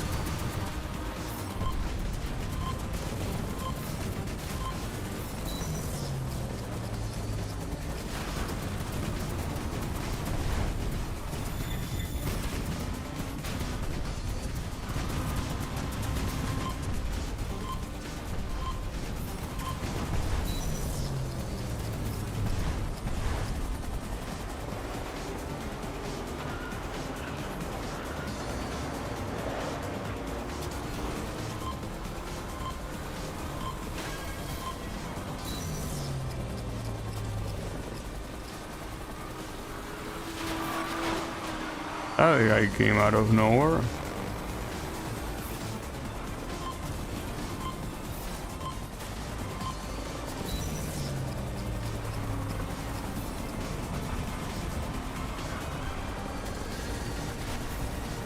And that guy also came out of nowhere. Damn it, dude, like, how do you want me to prevent that? Like, you don't, that's the thing. It's only beating the target time, plus there is opponents in the hardcore events, they don't go away. So why would hardcore be easier? I don't get it. Unless... No, but that's the thing, like... Well, how will it work in an elimination event, though? Like, what will be the target time? Like, wouldn't the target time just be getting first place? Because, I mean, the timer goes down. Unless you tell me there is no timer countdown and you just need to do 3 laps instead or whatever. See, otherwise I don't understand. It feels like it doesn't make any sense.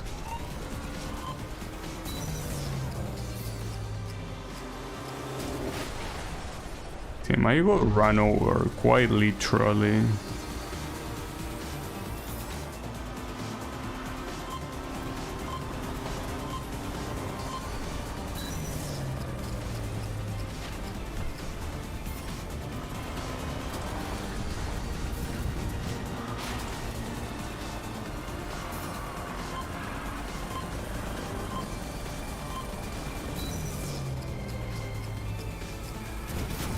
Okay.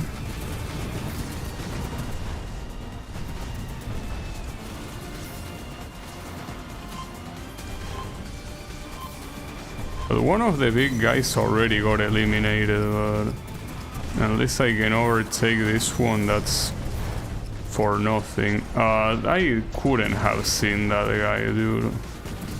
Well, I'm dead. Wait, sudden death. So sudden death happens even when you don't tie, though I still got fucked anyways.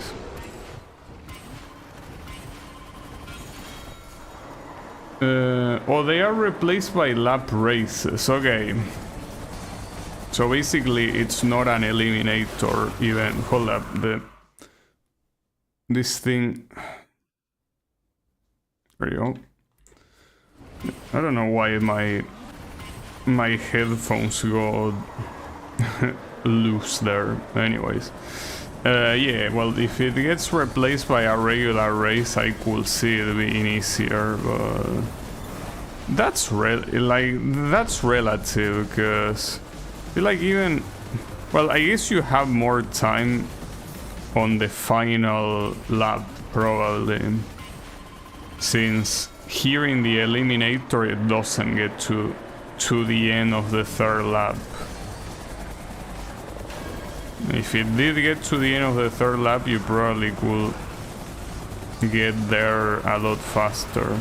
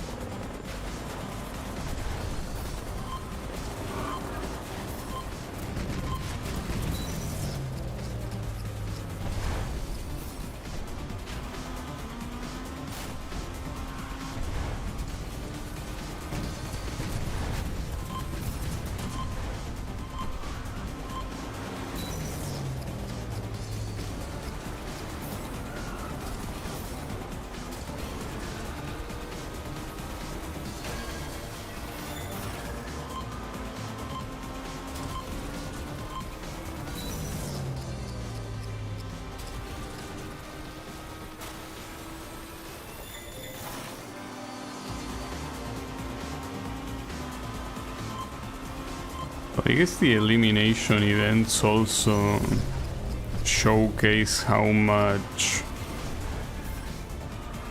more important the end of the event is compared to everything else in the event. I probably should stop taking that right thing, but that whole tunnel section is so annoying.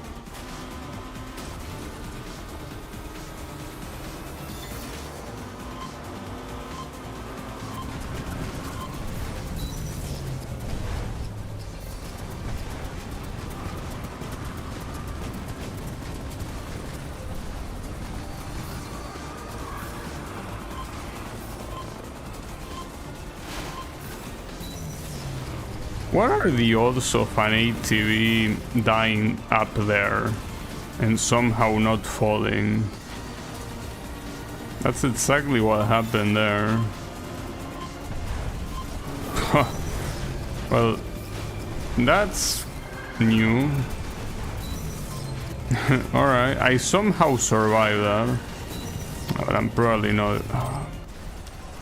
Man, that sucks so much. It's just that there are so many things that can go wrong. That's what pisses me off so much. And all the things that can go wrong have nothing to do with you.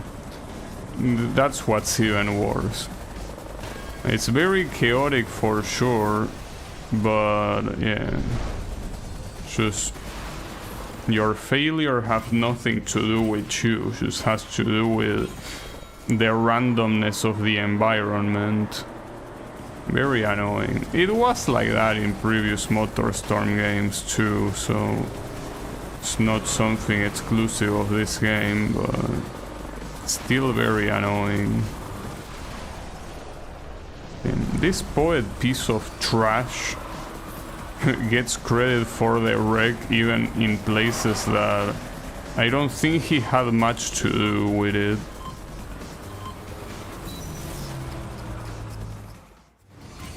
Okay, I'm losing my patience, I gotta say, little by little. Kinda losing it.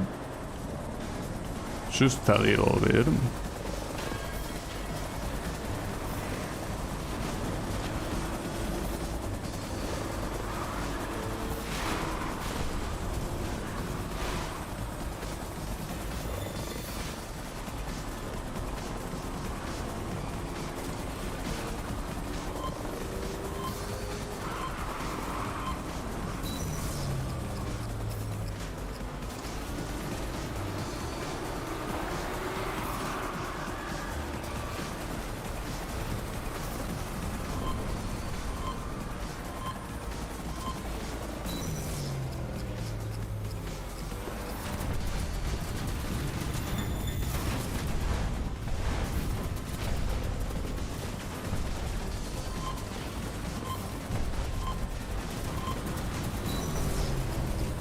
I'm surprised that here I managed to access the lead. Don't worry, he wasn't gonna last long, indeed. I did not mean to do that.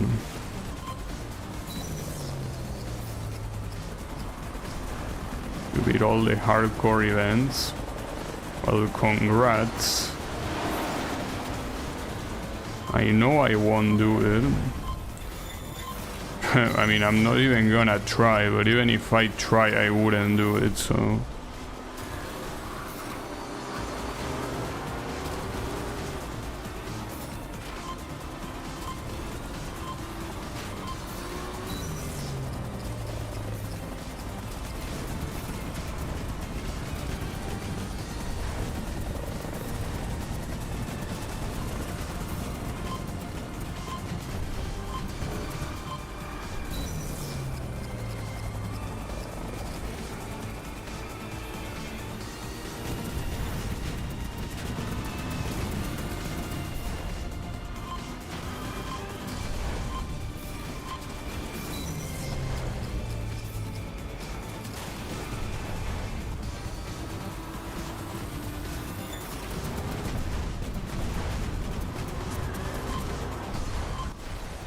That random ass tank in the middle of the road. And then random cars falling from above. Yeah, this event I'm not sure.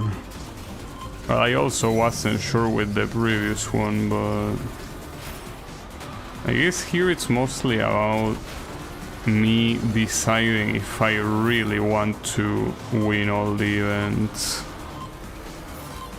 Because the issue here, well, I mean, you could not beat it and then go back to it like I did in Pacific Rift and also in the original, but with the way this game is structured as a story, I feel that going to the next event without winning the previous one is a little bit lame, honestly.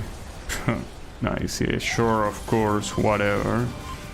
That's pretty fair.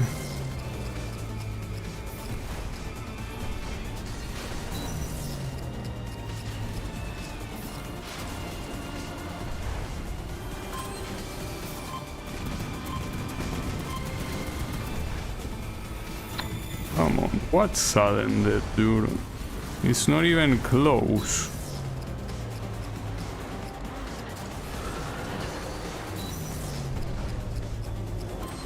That was obvious, but at that point I'm not sure what you... I mean, that's the thing. That's what it all breaks down to. What the fuck do you want me to do? Like, situations where there is no winning move. You know? Like, there is nothing you can do. Like, the game is like, well, you should have not got into that situation. Yeah, okay. How? Right? Like, what are you even asking me to do here?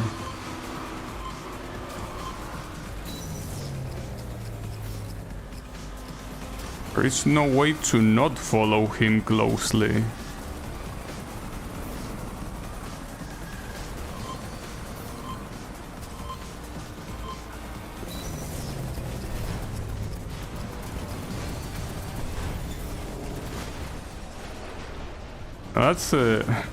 That's the other asshole. The other big body.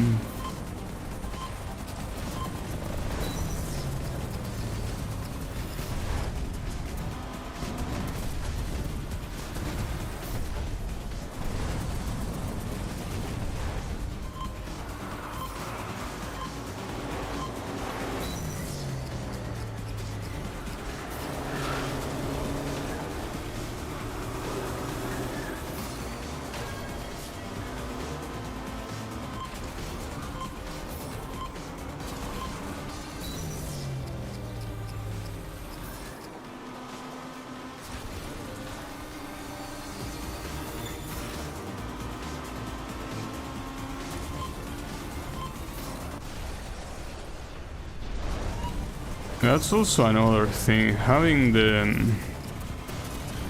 eliminated cars being in the middle of the road. That also happened in Pacific Rift, but the big difference is that in Pacific Rift the tracks were gigantic. And well, in this game a lot of them are also gigantic, but this is like the only exception. So having an elimination in a track like this, and especially when two of the opponents are just randomly heavyweights, I feel like that's probably the shittiest idea you could have. It doesn't seem like they care too much about that. How shitty the idea is. But I can tell you it is pretty shitty.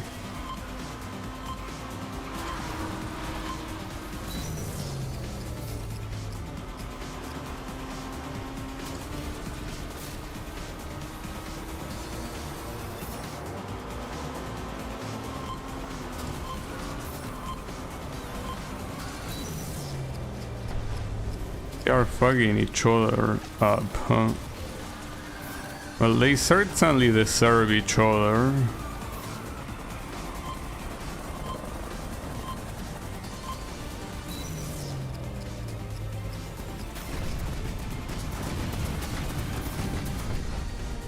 What was that bounce, dude?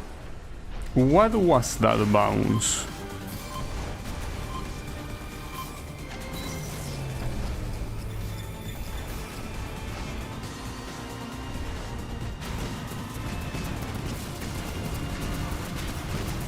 Here come the two guys. And Poet was out to...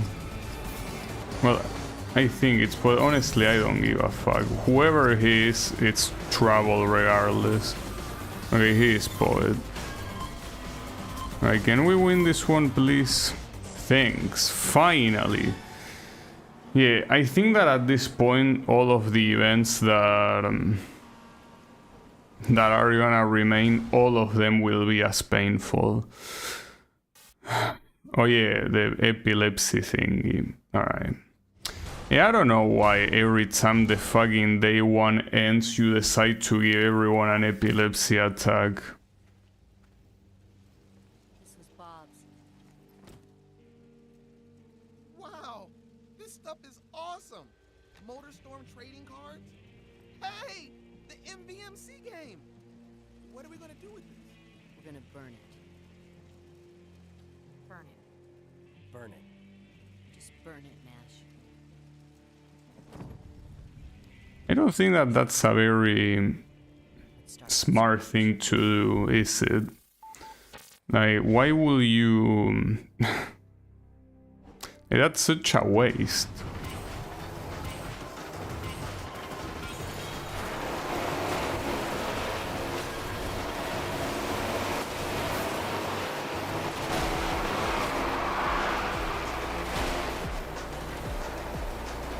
He was a military engineer.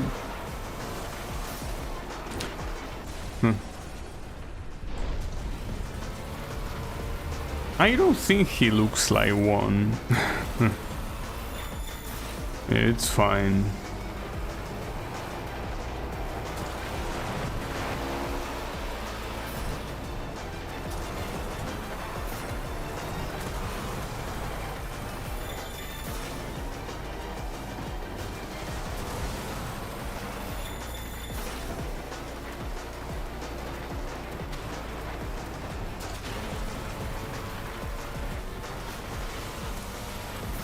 Also, this is not the same bike he used at the beginning. It's supposed to be a dirt bike.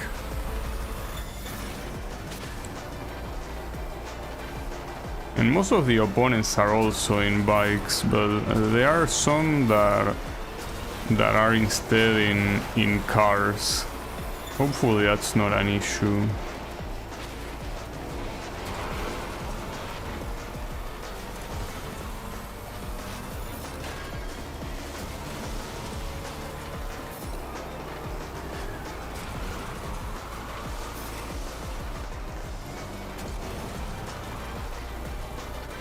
So this song seems a little bit intense for a race where, or rather a track where nothing really seems to be happening, right? In the sense that there is no like environmental shit happening, just the same track in every lap, so it seems a little bit unnecessary for it to be so intense.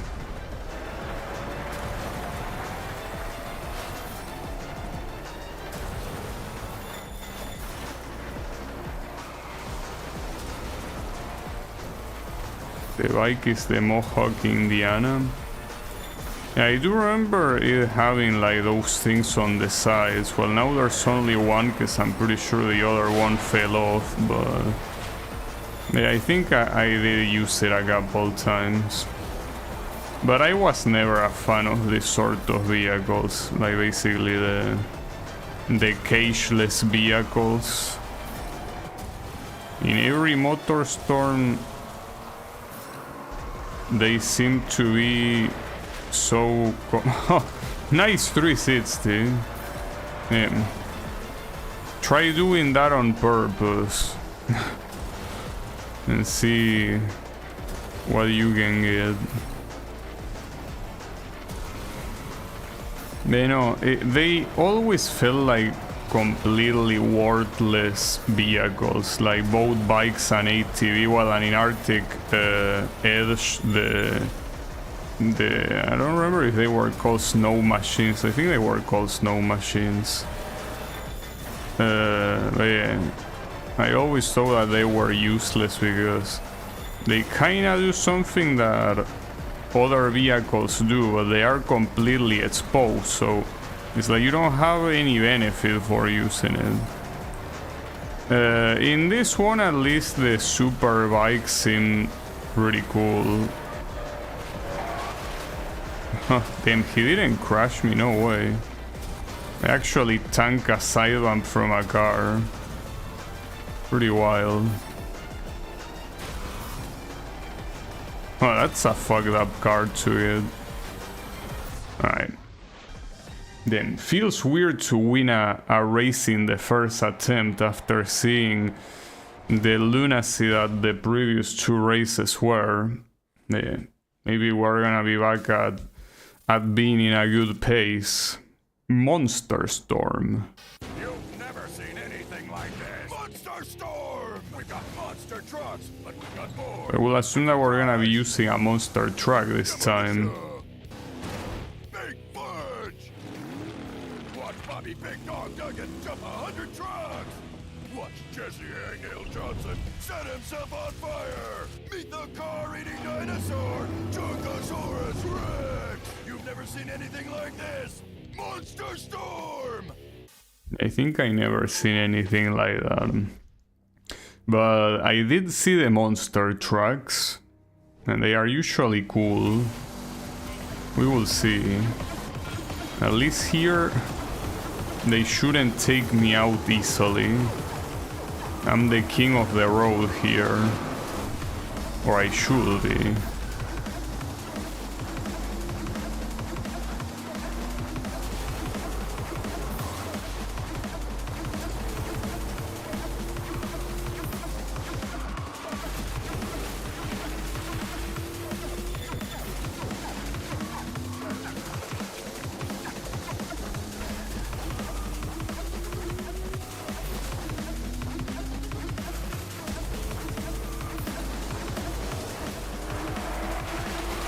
Ah, damn it. Well, that being said, that the guy certainly pushed me out. It's a parody of Monster Sham. Yeah, I'm not American, so I don't know what... Like, I know that they do those kind of events over there,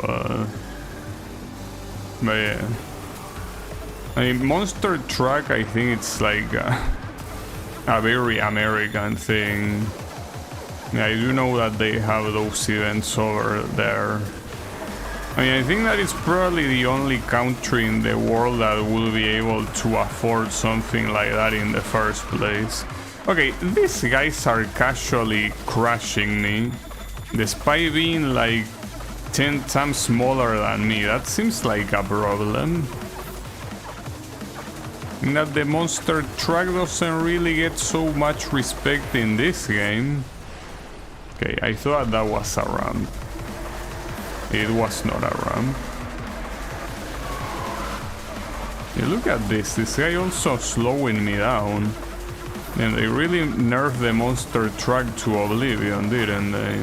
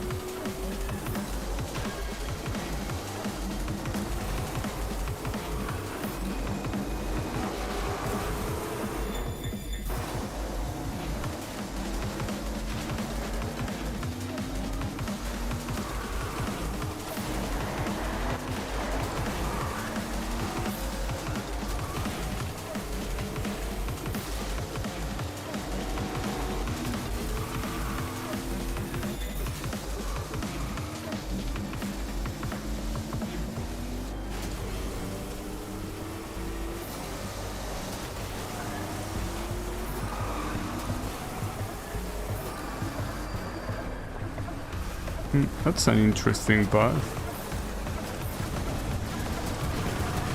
Not sure if it's worth how much you need to slow down to take it.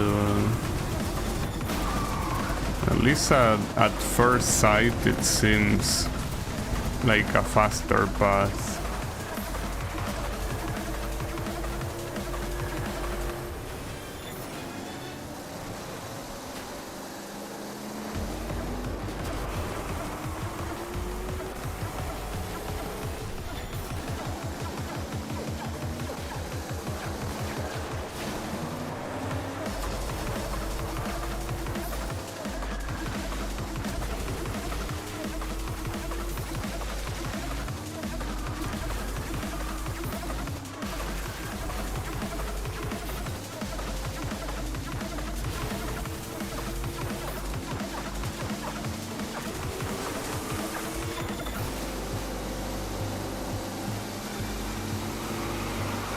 Let's see how long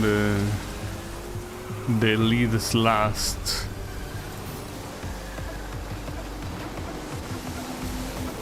Oh, we have someone that wants to have the lead. What?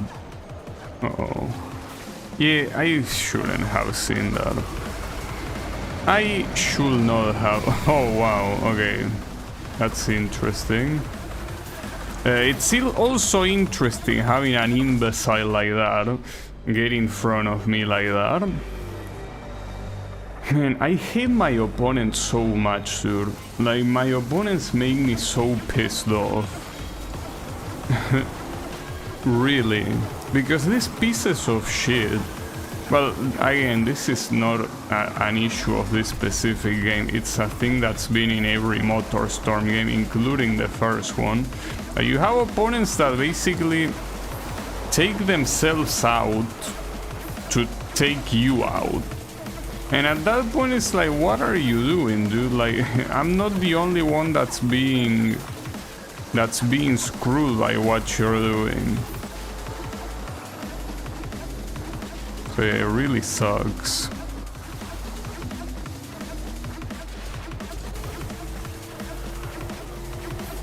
That was the shittiest respawn ever. Like, where the hell did you even respawn me there?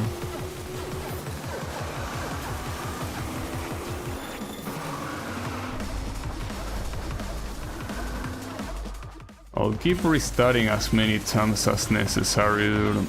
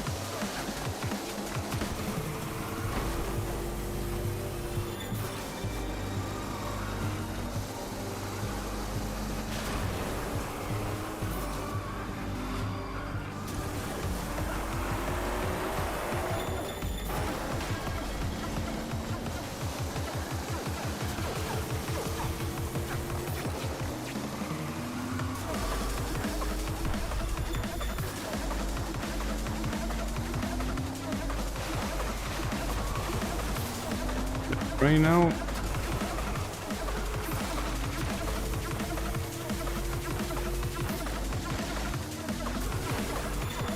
I don't like the fact that it's just like in Pacific Rift you can tell how scripted the AI is. Wish it wasn't, but it is.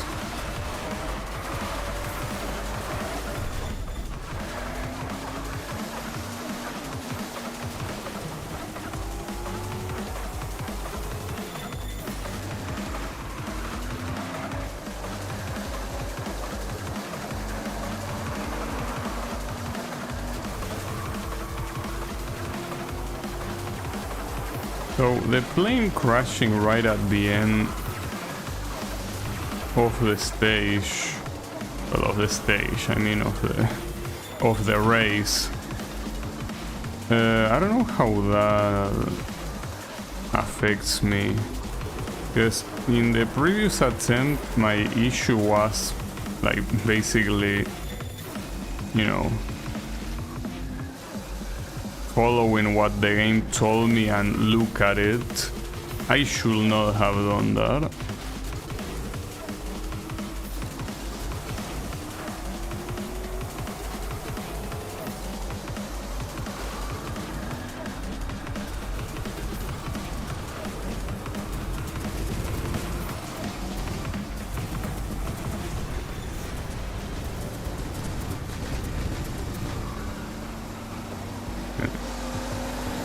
The guy got stuck.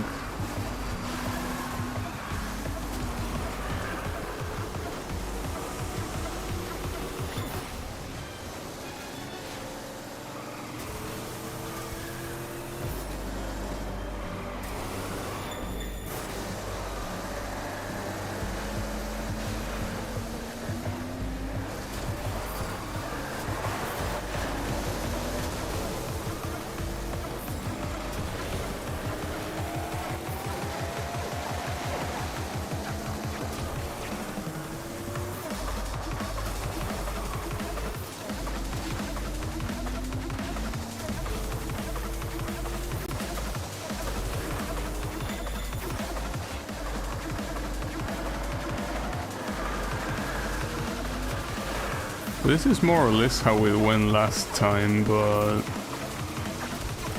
yeah, the issue started when the plane started appearing, so I'm not gonna look at it, but I'm not sure if that will be an issue for me.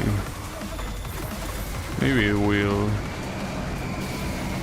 Oh, see, it wasn't. So I can't believe that the game actually cucked me in the previous attempt by making me look at it. Well, to be fair, it didn't make me look at it, but it's such a shitty mechanic, dude. Like, no, I don't want to take my eyes off the road. The news of Dusklight security as shareholders respond to a gross misuse of military force in the earthquake zone. Due to excessive collateral damage, Dusklight assets are being removed from the city, and their president of operations has been fired. In other news... Fired? I was underfunded. My troops were undertrained. I just need more helicopters. I refuse to be beaten by vagrants. Okay.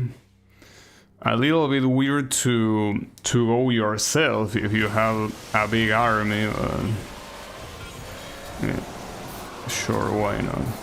This one is a muscle car. I think it's meant to be a hot rod, but yeah, then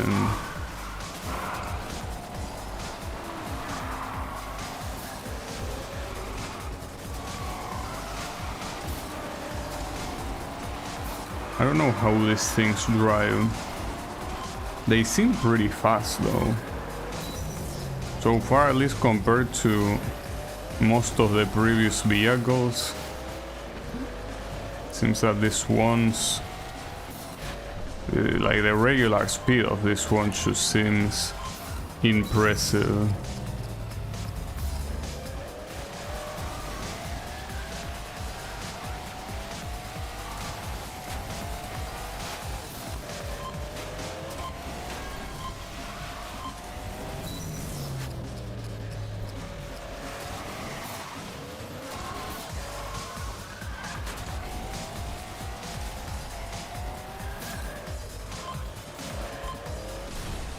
Yeah, that wasn't ideal. Not like I meant to do that, but it was going too fast.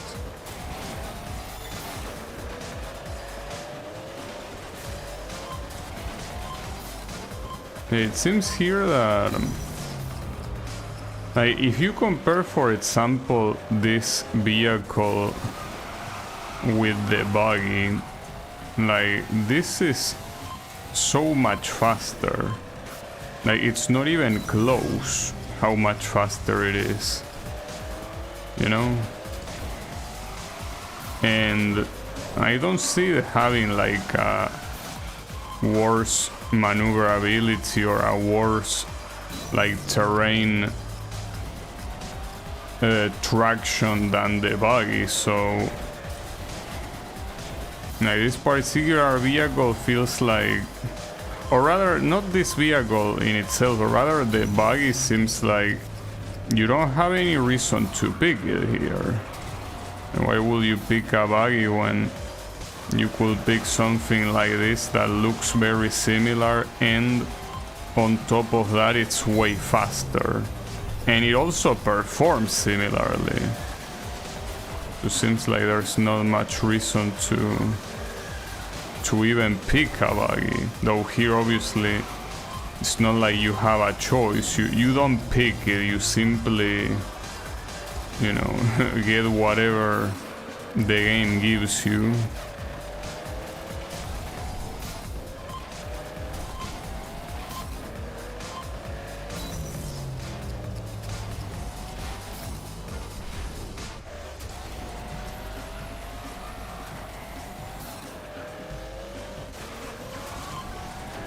Not to mention that here, well, I wouldn't say regardless of the speed, because it's precisely because of the speed.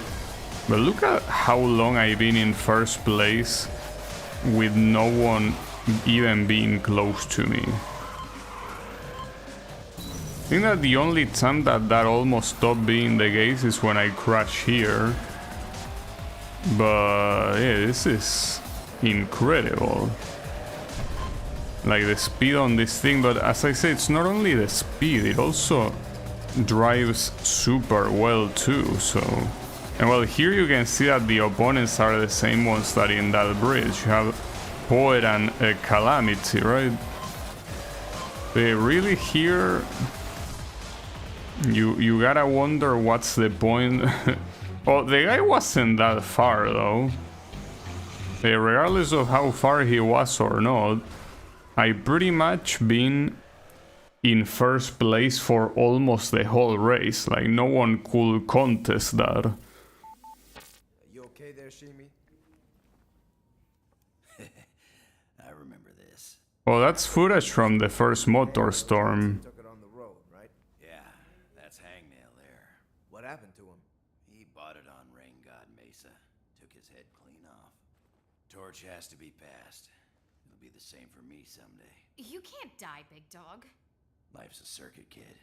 If you start, you gotta finish. Well, yeah. I mean, doesn't mean that you have to die during a race. Like, you could just die in your bed of natural causes, you know? Anyways, we're back at the Ford GT, I guess. Well, this car, I don't remember. I think that I beat this on the first try, didn't I? Like, I mean the event that used this car.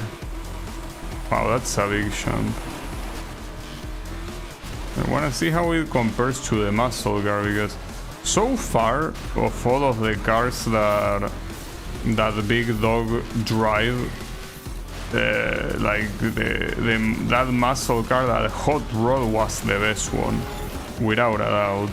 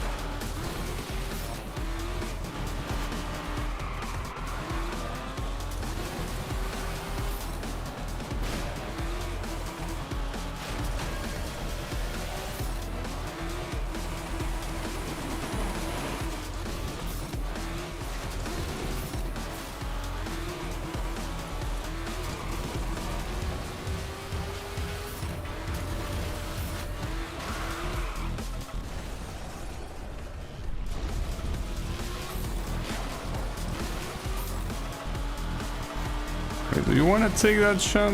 Yeah, sure, why not?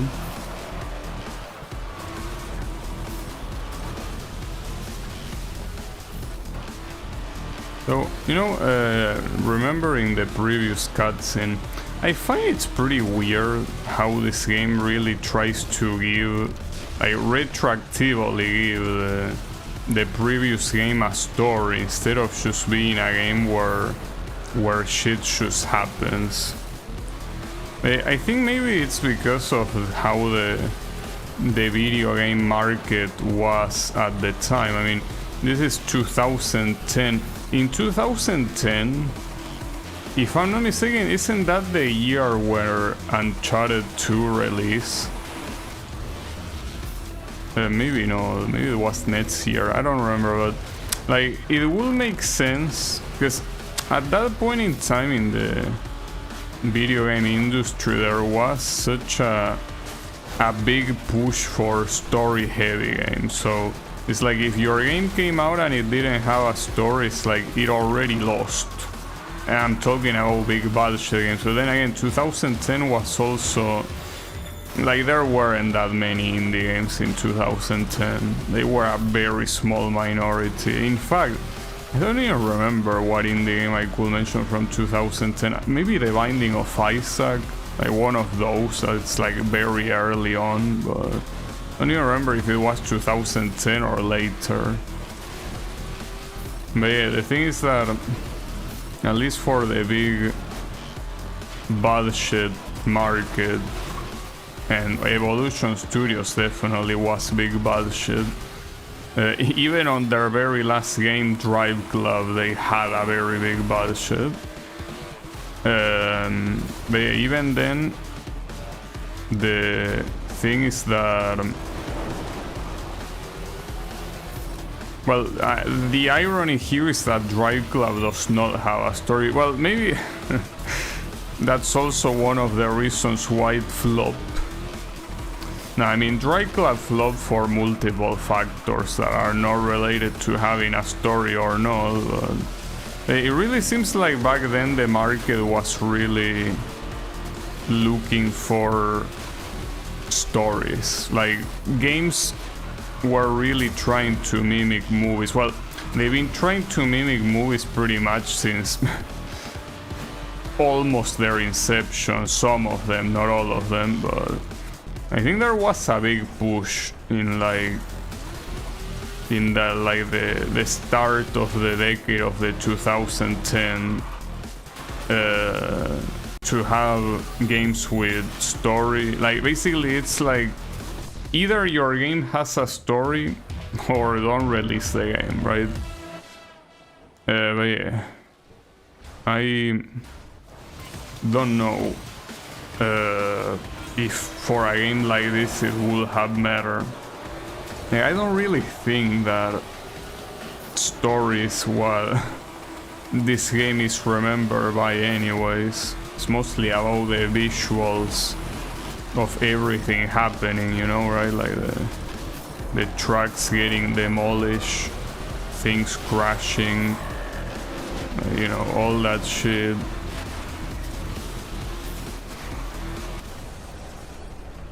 So in that regard, the story I feel like ends up being a little bit unnecessary.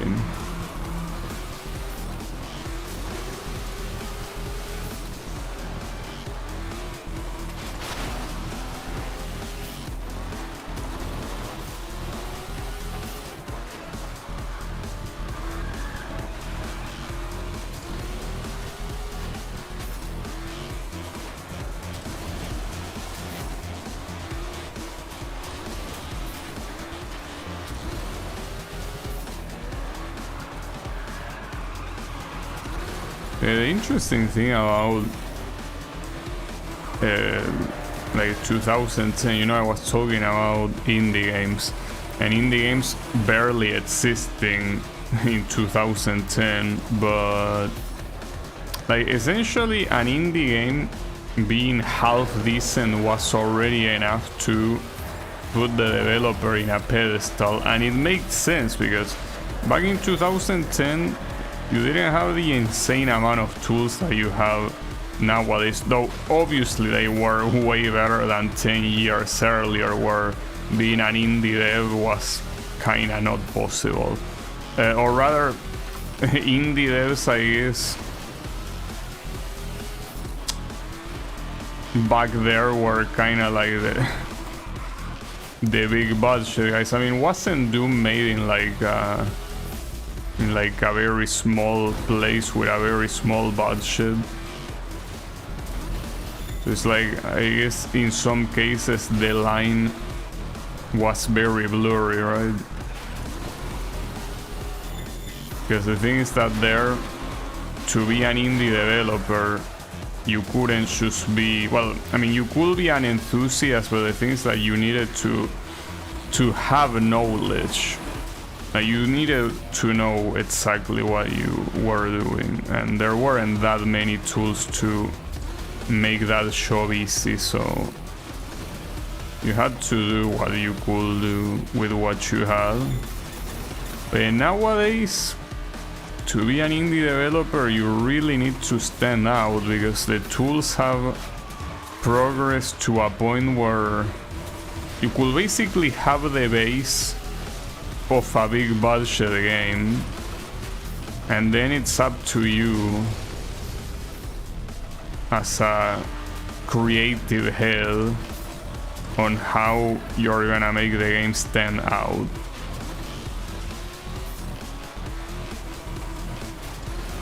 But yeah,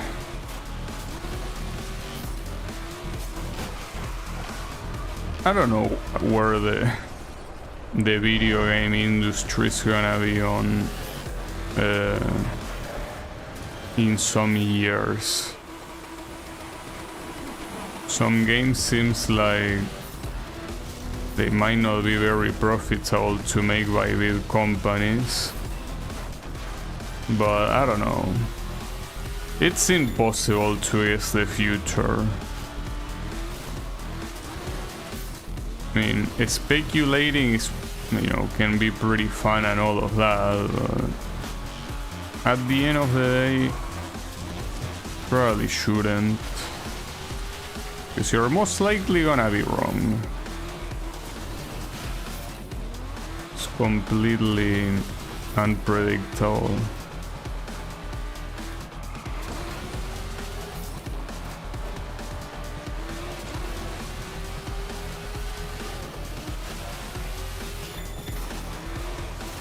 This doesn't seem like it will be a win, unfortunately.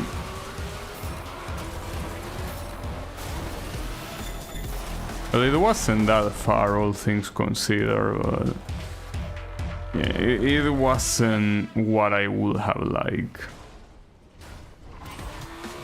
Wait, what the hell? That was a bug. Wait, where are you? What? You see that shit? What sort of star was that? Huh. Well, that was pretty funny. Okay. Interesting way to start the race. Not like it matters. I mean, the start of the race is irrelevant to what's gonna happen afterwards anyway, so...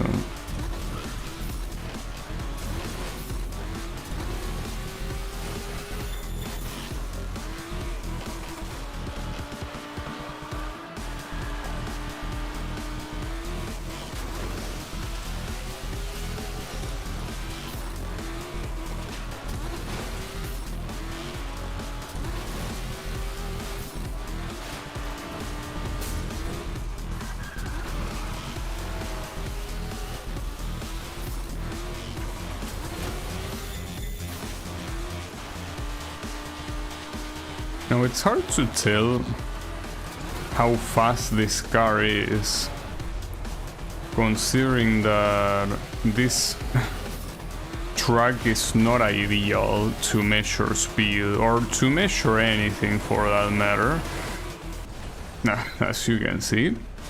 But yeah, I don't know, it really felt like that hot rod car was ultra fast. Like, even this one cannot compete against it, despite the fact that this being a supercar, in theory should have like good characteristics that help him go fast, right? But it really feels like that hot rod is even faster than this one. I would want to see what the hot rod can do here in this track, but yeah. You only get the vehicle the game wants you to get, basically.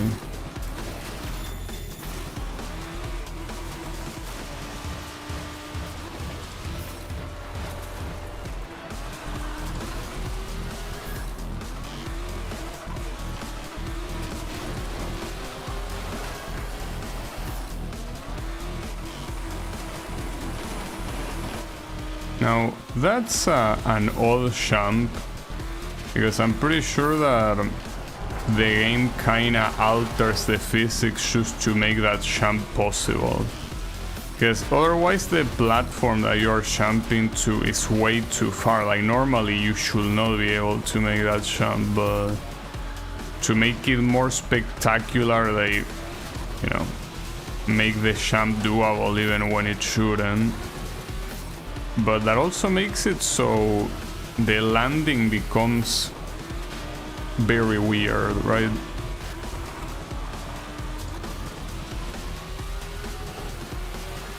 It's fine. Oh, that's bad. Yeah, that jump, I remember since last time that I played this track, or at least like a similar version to this track, that jump, like, I badly landed like more than half of the times.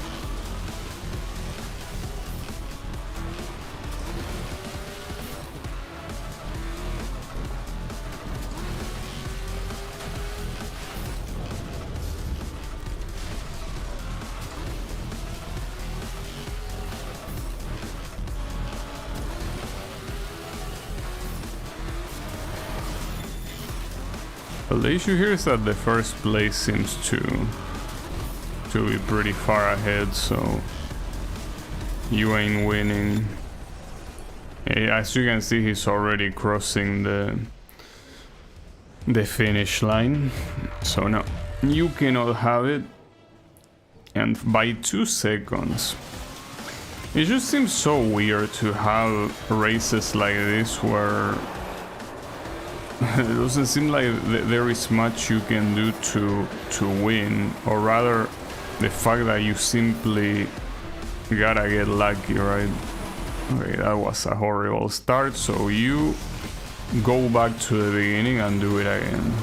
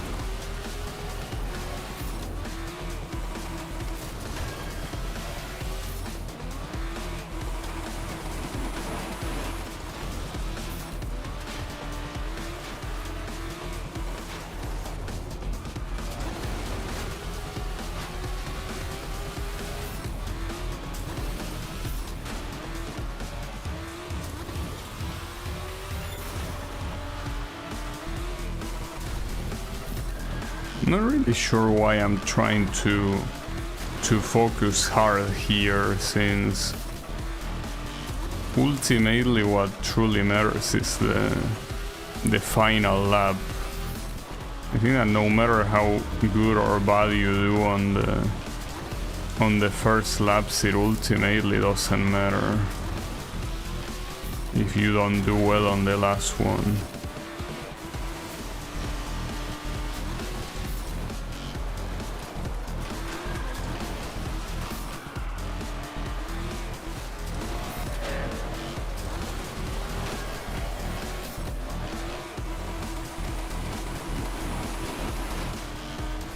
I hate when it lands on such an uncomfortable place. Like, it's basically not in the ramp, but also not on the other lane, so it's like in a middle ground that it's impossible to survive. So annoying.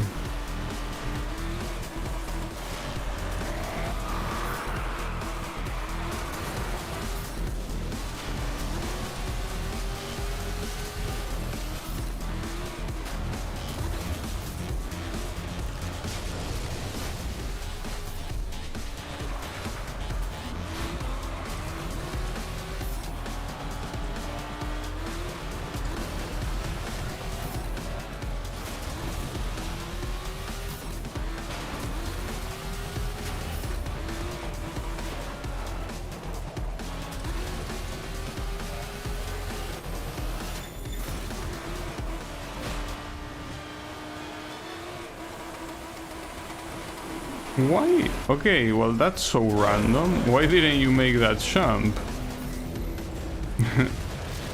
Alright, pretty cool. Like, the game should straight up crashing me on purpose. Okay. Pretty sweet.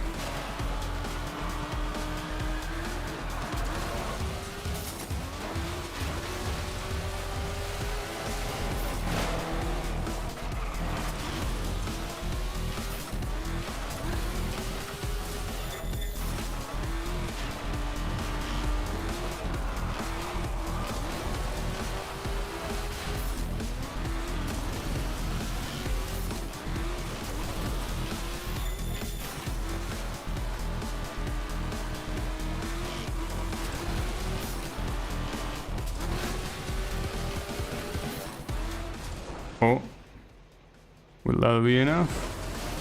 Nice. So I think that that's pretty fucked up, but the game does that on purpose. If there's someone close to you when you're out to reach the finish line, I think that they purposely slow it down so you can win. Like, because other, like, that has happened every time that that slowdown appear. All right, Maybe I'm wrong. get your asses back on this boat. Ah, hell, here he comes. Cutter, get down. It just started shooting and okay.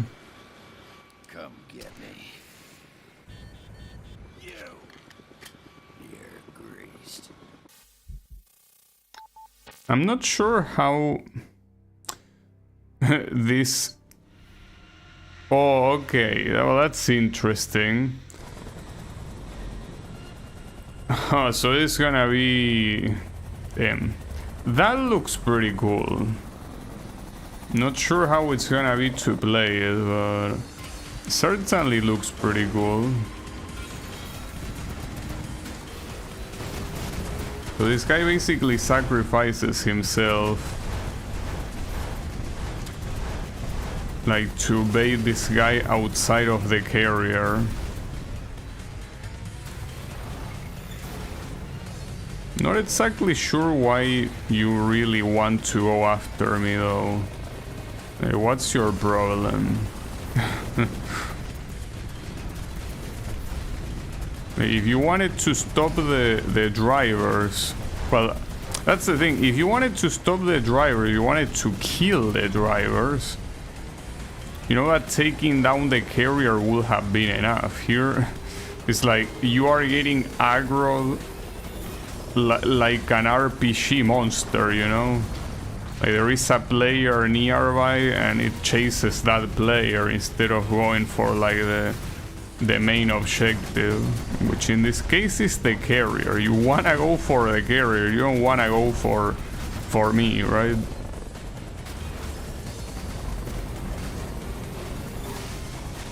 Ah, shit. Ooh, that was interesting.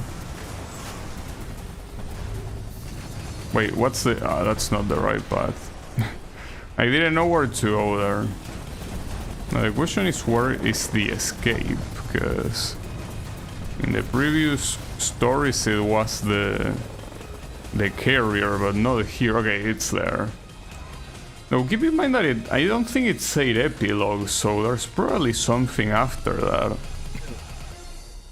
Well, what I say that I predicted is that it will be oh, it's the credits. Okay. That's a very abrupt ending.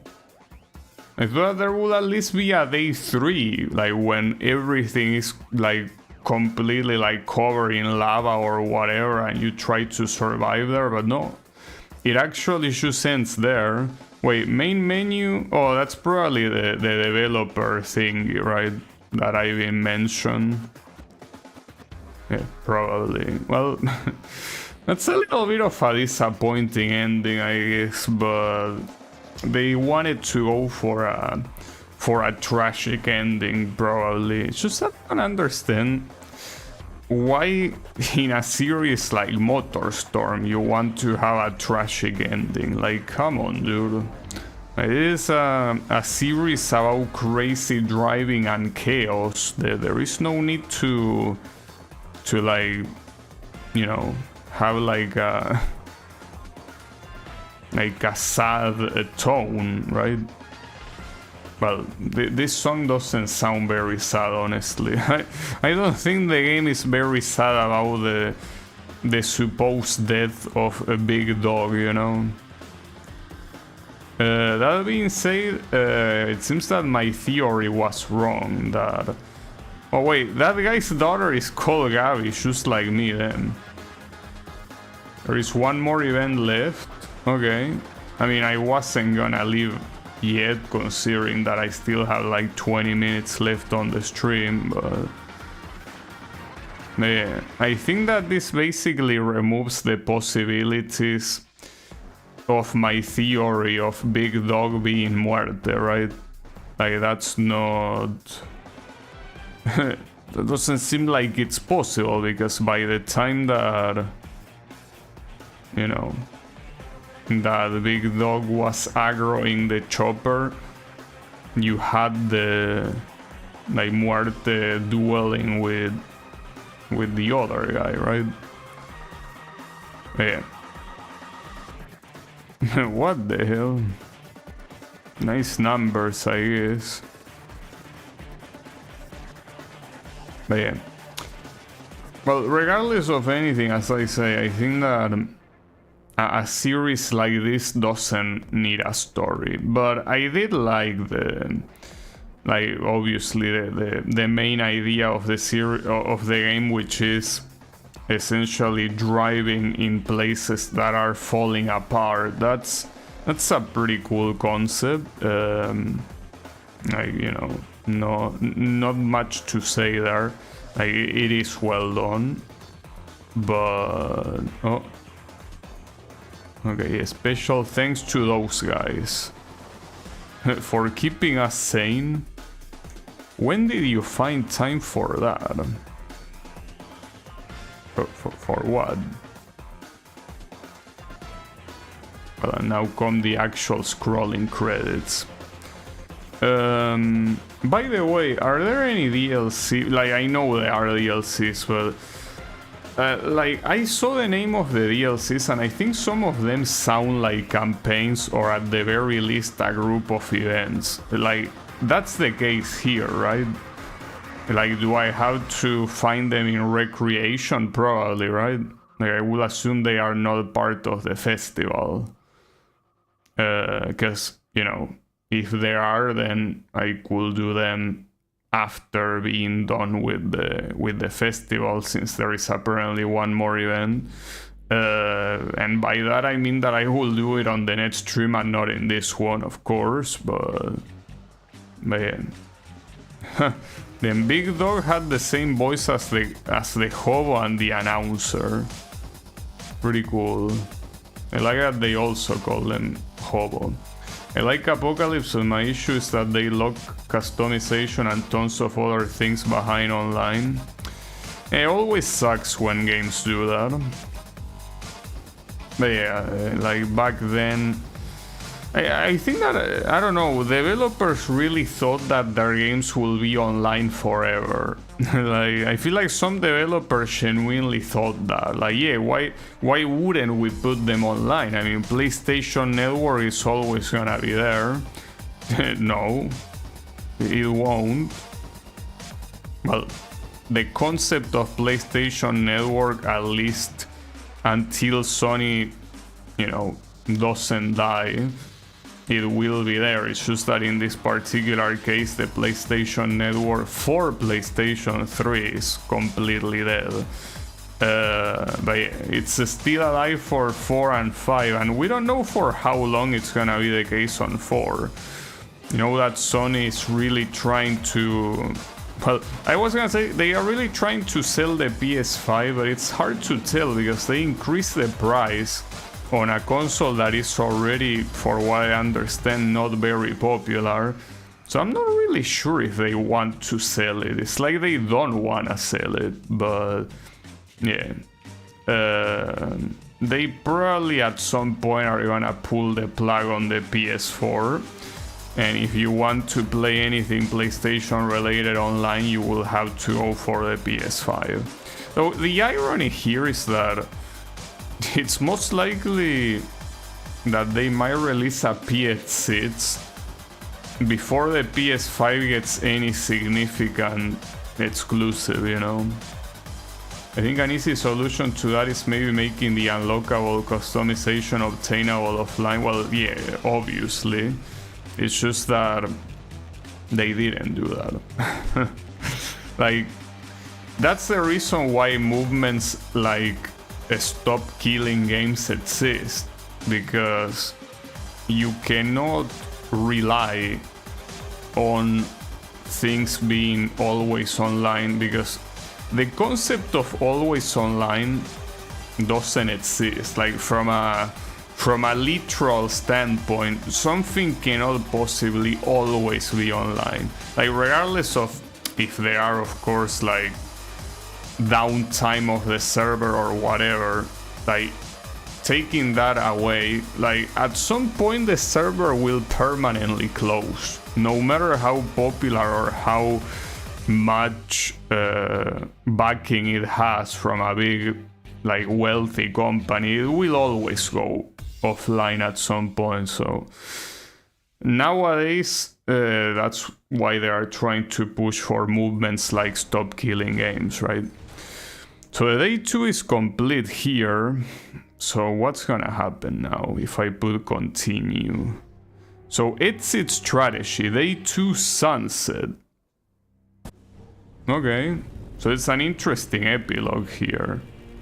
The carrier got away, now finish the fight. Why, what fight? I mean, if he got a... Oh. So we trigger him back, but then...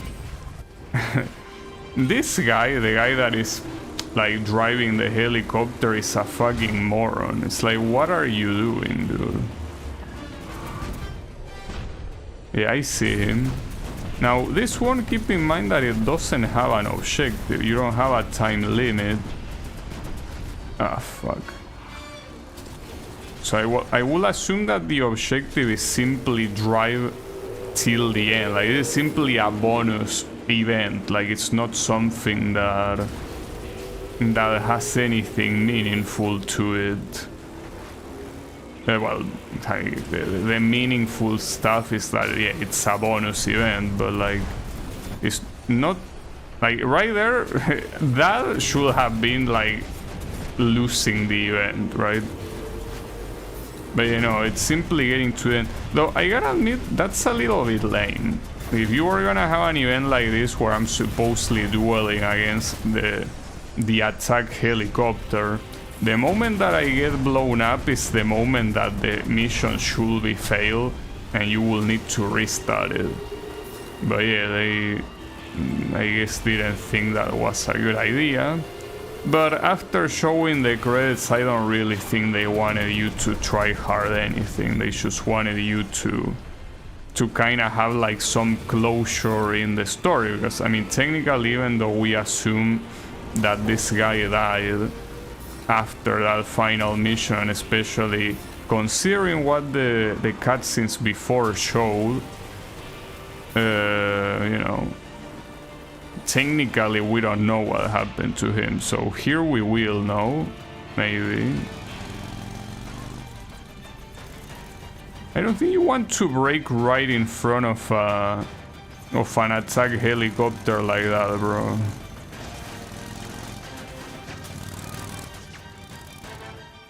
Oh.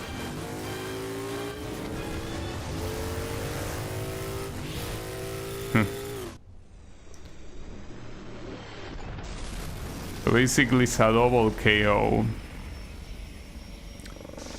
Alright, sure. I mean, why not? I guess this just simply explicitly shows what you already assumed that happened, that this guy died, and well, nobody cares about the helicopter guy, but yeah, him too, I guess. And well, basically the story of Muerte, like, just, you know, like, nobody cares about that guy, I guess. Unless they show the cutscene that now Big Dog turns into Muerte, which will turn into a time paradox, so probably not. But there is another cutscene at least. Well, this is the same one we already saw, though. Oh, maybe not.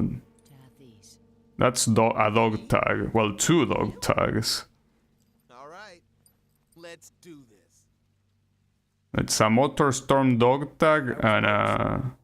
I've told 3 stories, but every racer has their own. And as we headed out of the bay, I finally saw, on every face, the reason these people go through this. It's not about the winning, the reputation, or even the glory. It's about feeling free, you know, screaming to God in the dirt that you're alive. I don't know where they're going next, but as long as there's a rat race, I know there'll be MotorStorm, racing in the other direction. Okay. Well, that was the story mode.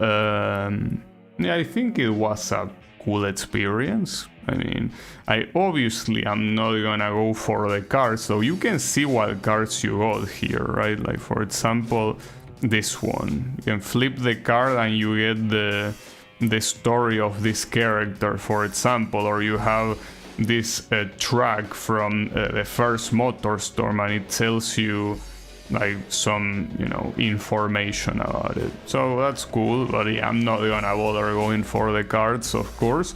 But yeah, at least when it comes to winning every race in the story mode, it is done.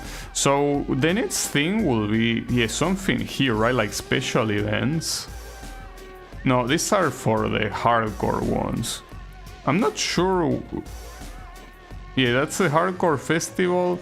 Well, weekly chat. Oh, downloaded events. Maybe it's here. Say 0 out of 30 complete. Okay, no, it's not there. Or maybe it is here, but maybe it simply doesn't work in the emulator. And neither does the weekly challenges. It tries to synchronize with the server, but you cannot. Well, and then yes, you have the hardcore festival, which is beating the regular events in there. Well, you also have time attack, but I never gave a shit about time attack. So yeah, I don't think there is an, like, as I thought, like, it's not here either. So yeah, I guess if you wanna play the DLCs, you will have to do it here in either of these, but since it tries to synchronize online, it cannot do it. I'll try to see if there is a way to bypass that. Maybe not. I don't know. But yeah, at least for today, that's gonna be it. Well, one thing that I gotta say though is that props to the PS3 emulator for being able to run the whole story mode flawless. Well, technically not flawlessly, because like some cutscenes like gave you an epilepsy attack, and I don't know why. Like basically at the end of every day one of each of the 3 stories, like the screen went crazy. But aside from that, the game seemed like it worked flawlessly, so props to them for that. But yeah, I'm gonna try to see if I can make those weekly challenge or whatever work. And if I can, the idea will be streaming this on the next stream. And if I cannot, well, then no, I'll play something else. But yeah, don't worry, I'll investigate and see what I can do. But in any case, thanks everyone a lot for watching, and I'll be seeing you on the next stream. So have a good one and take care.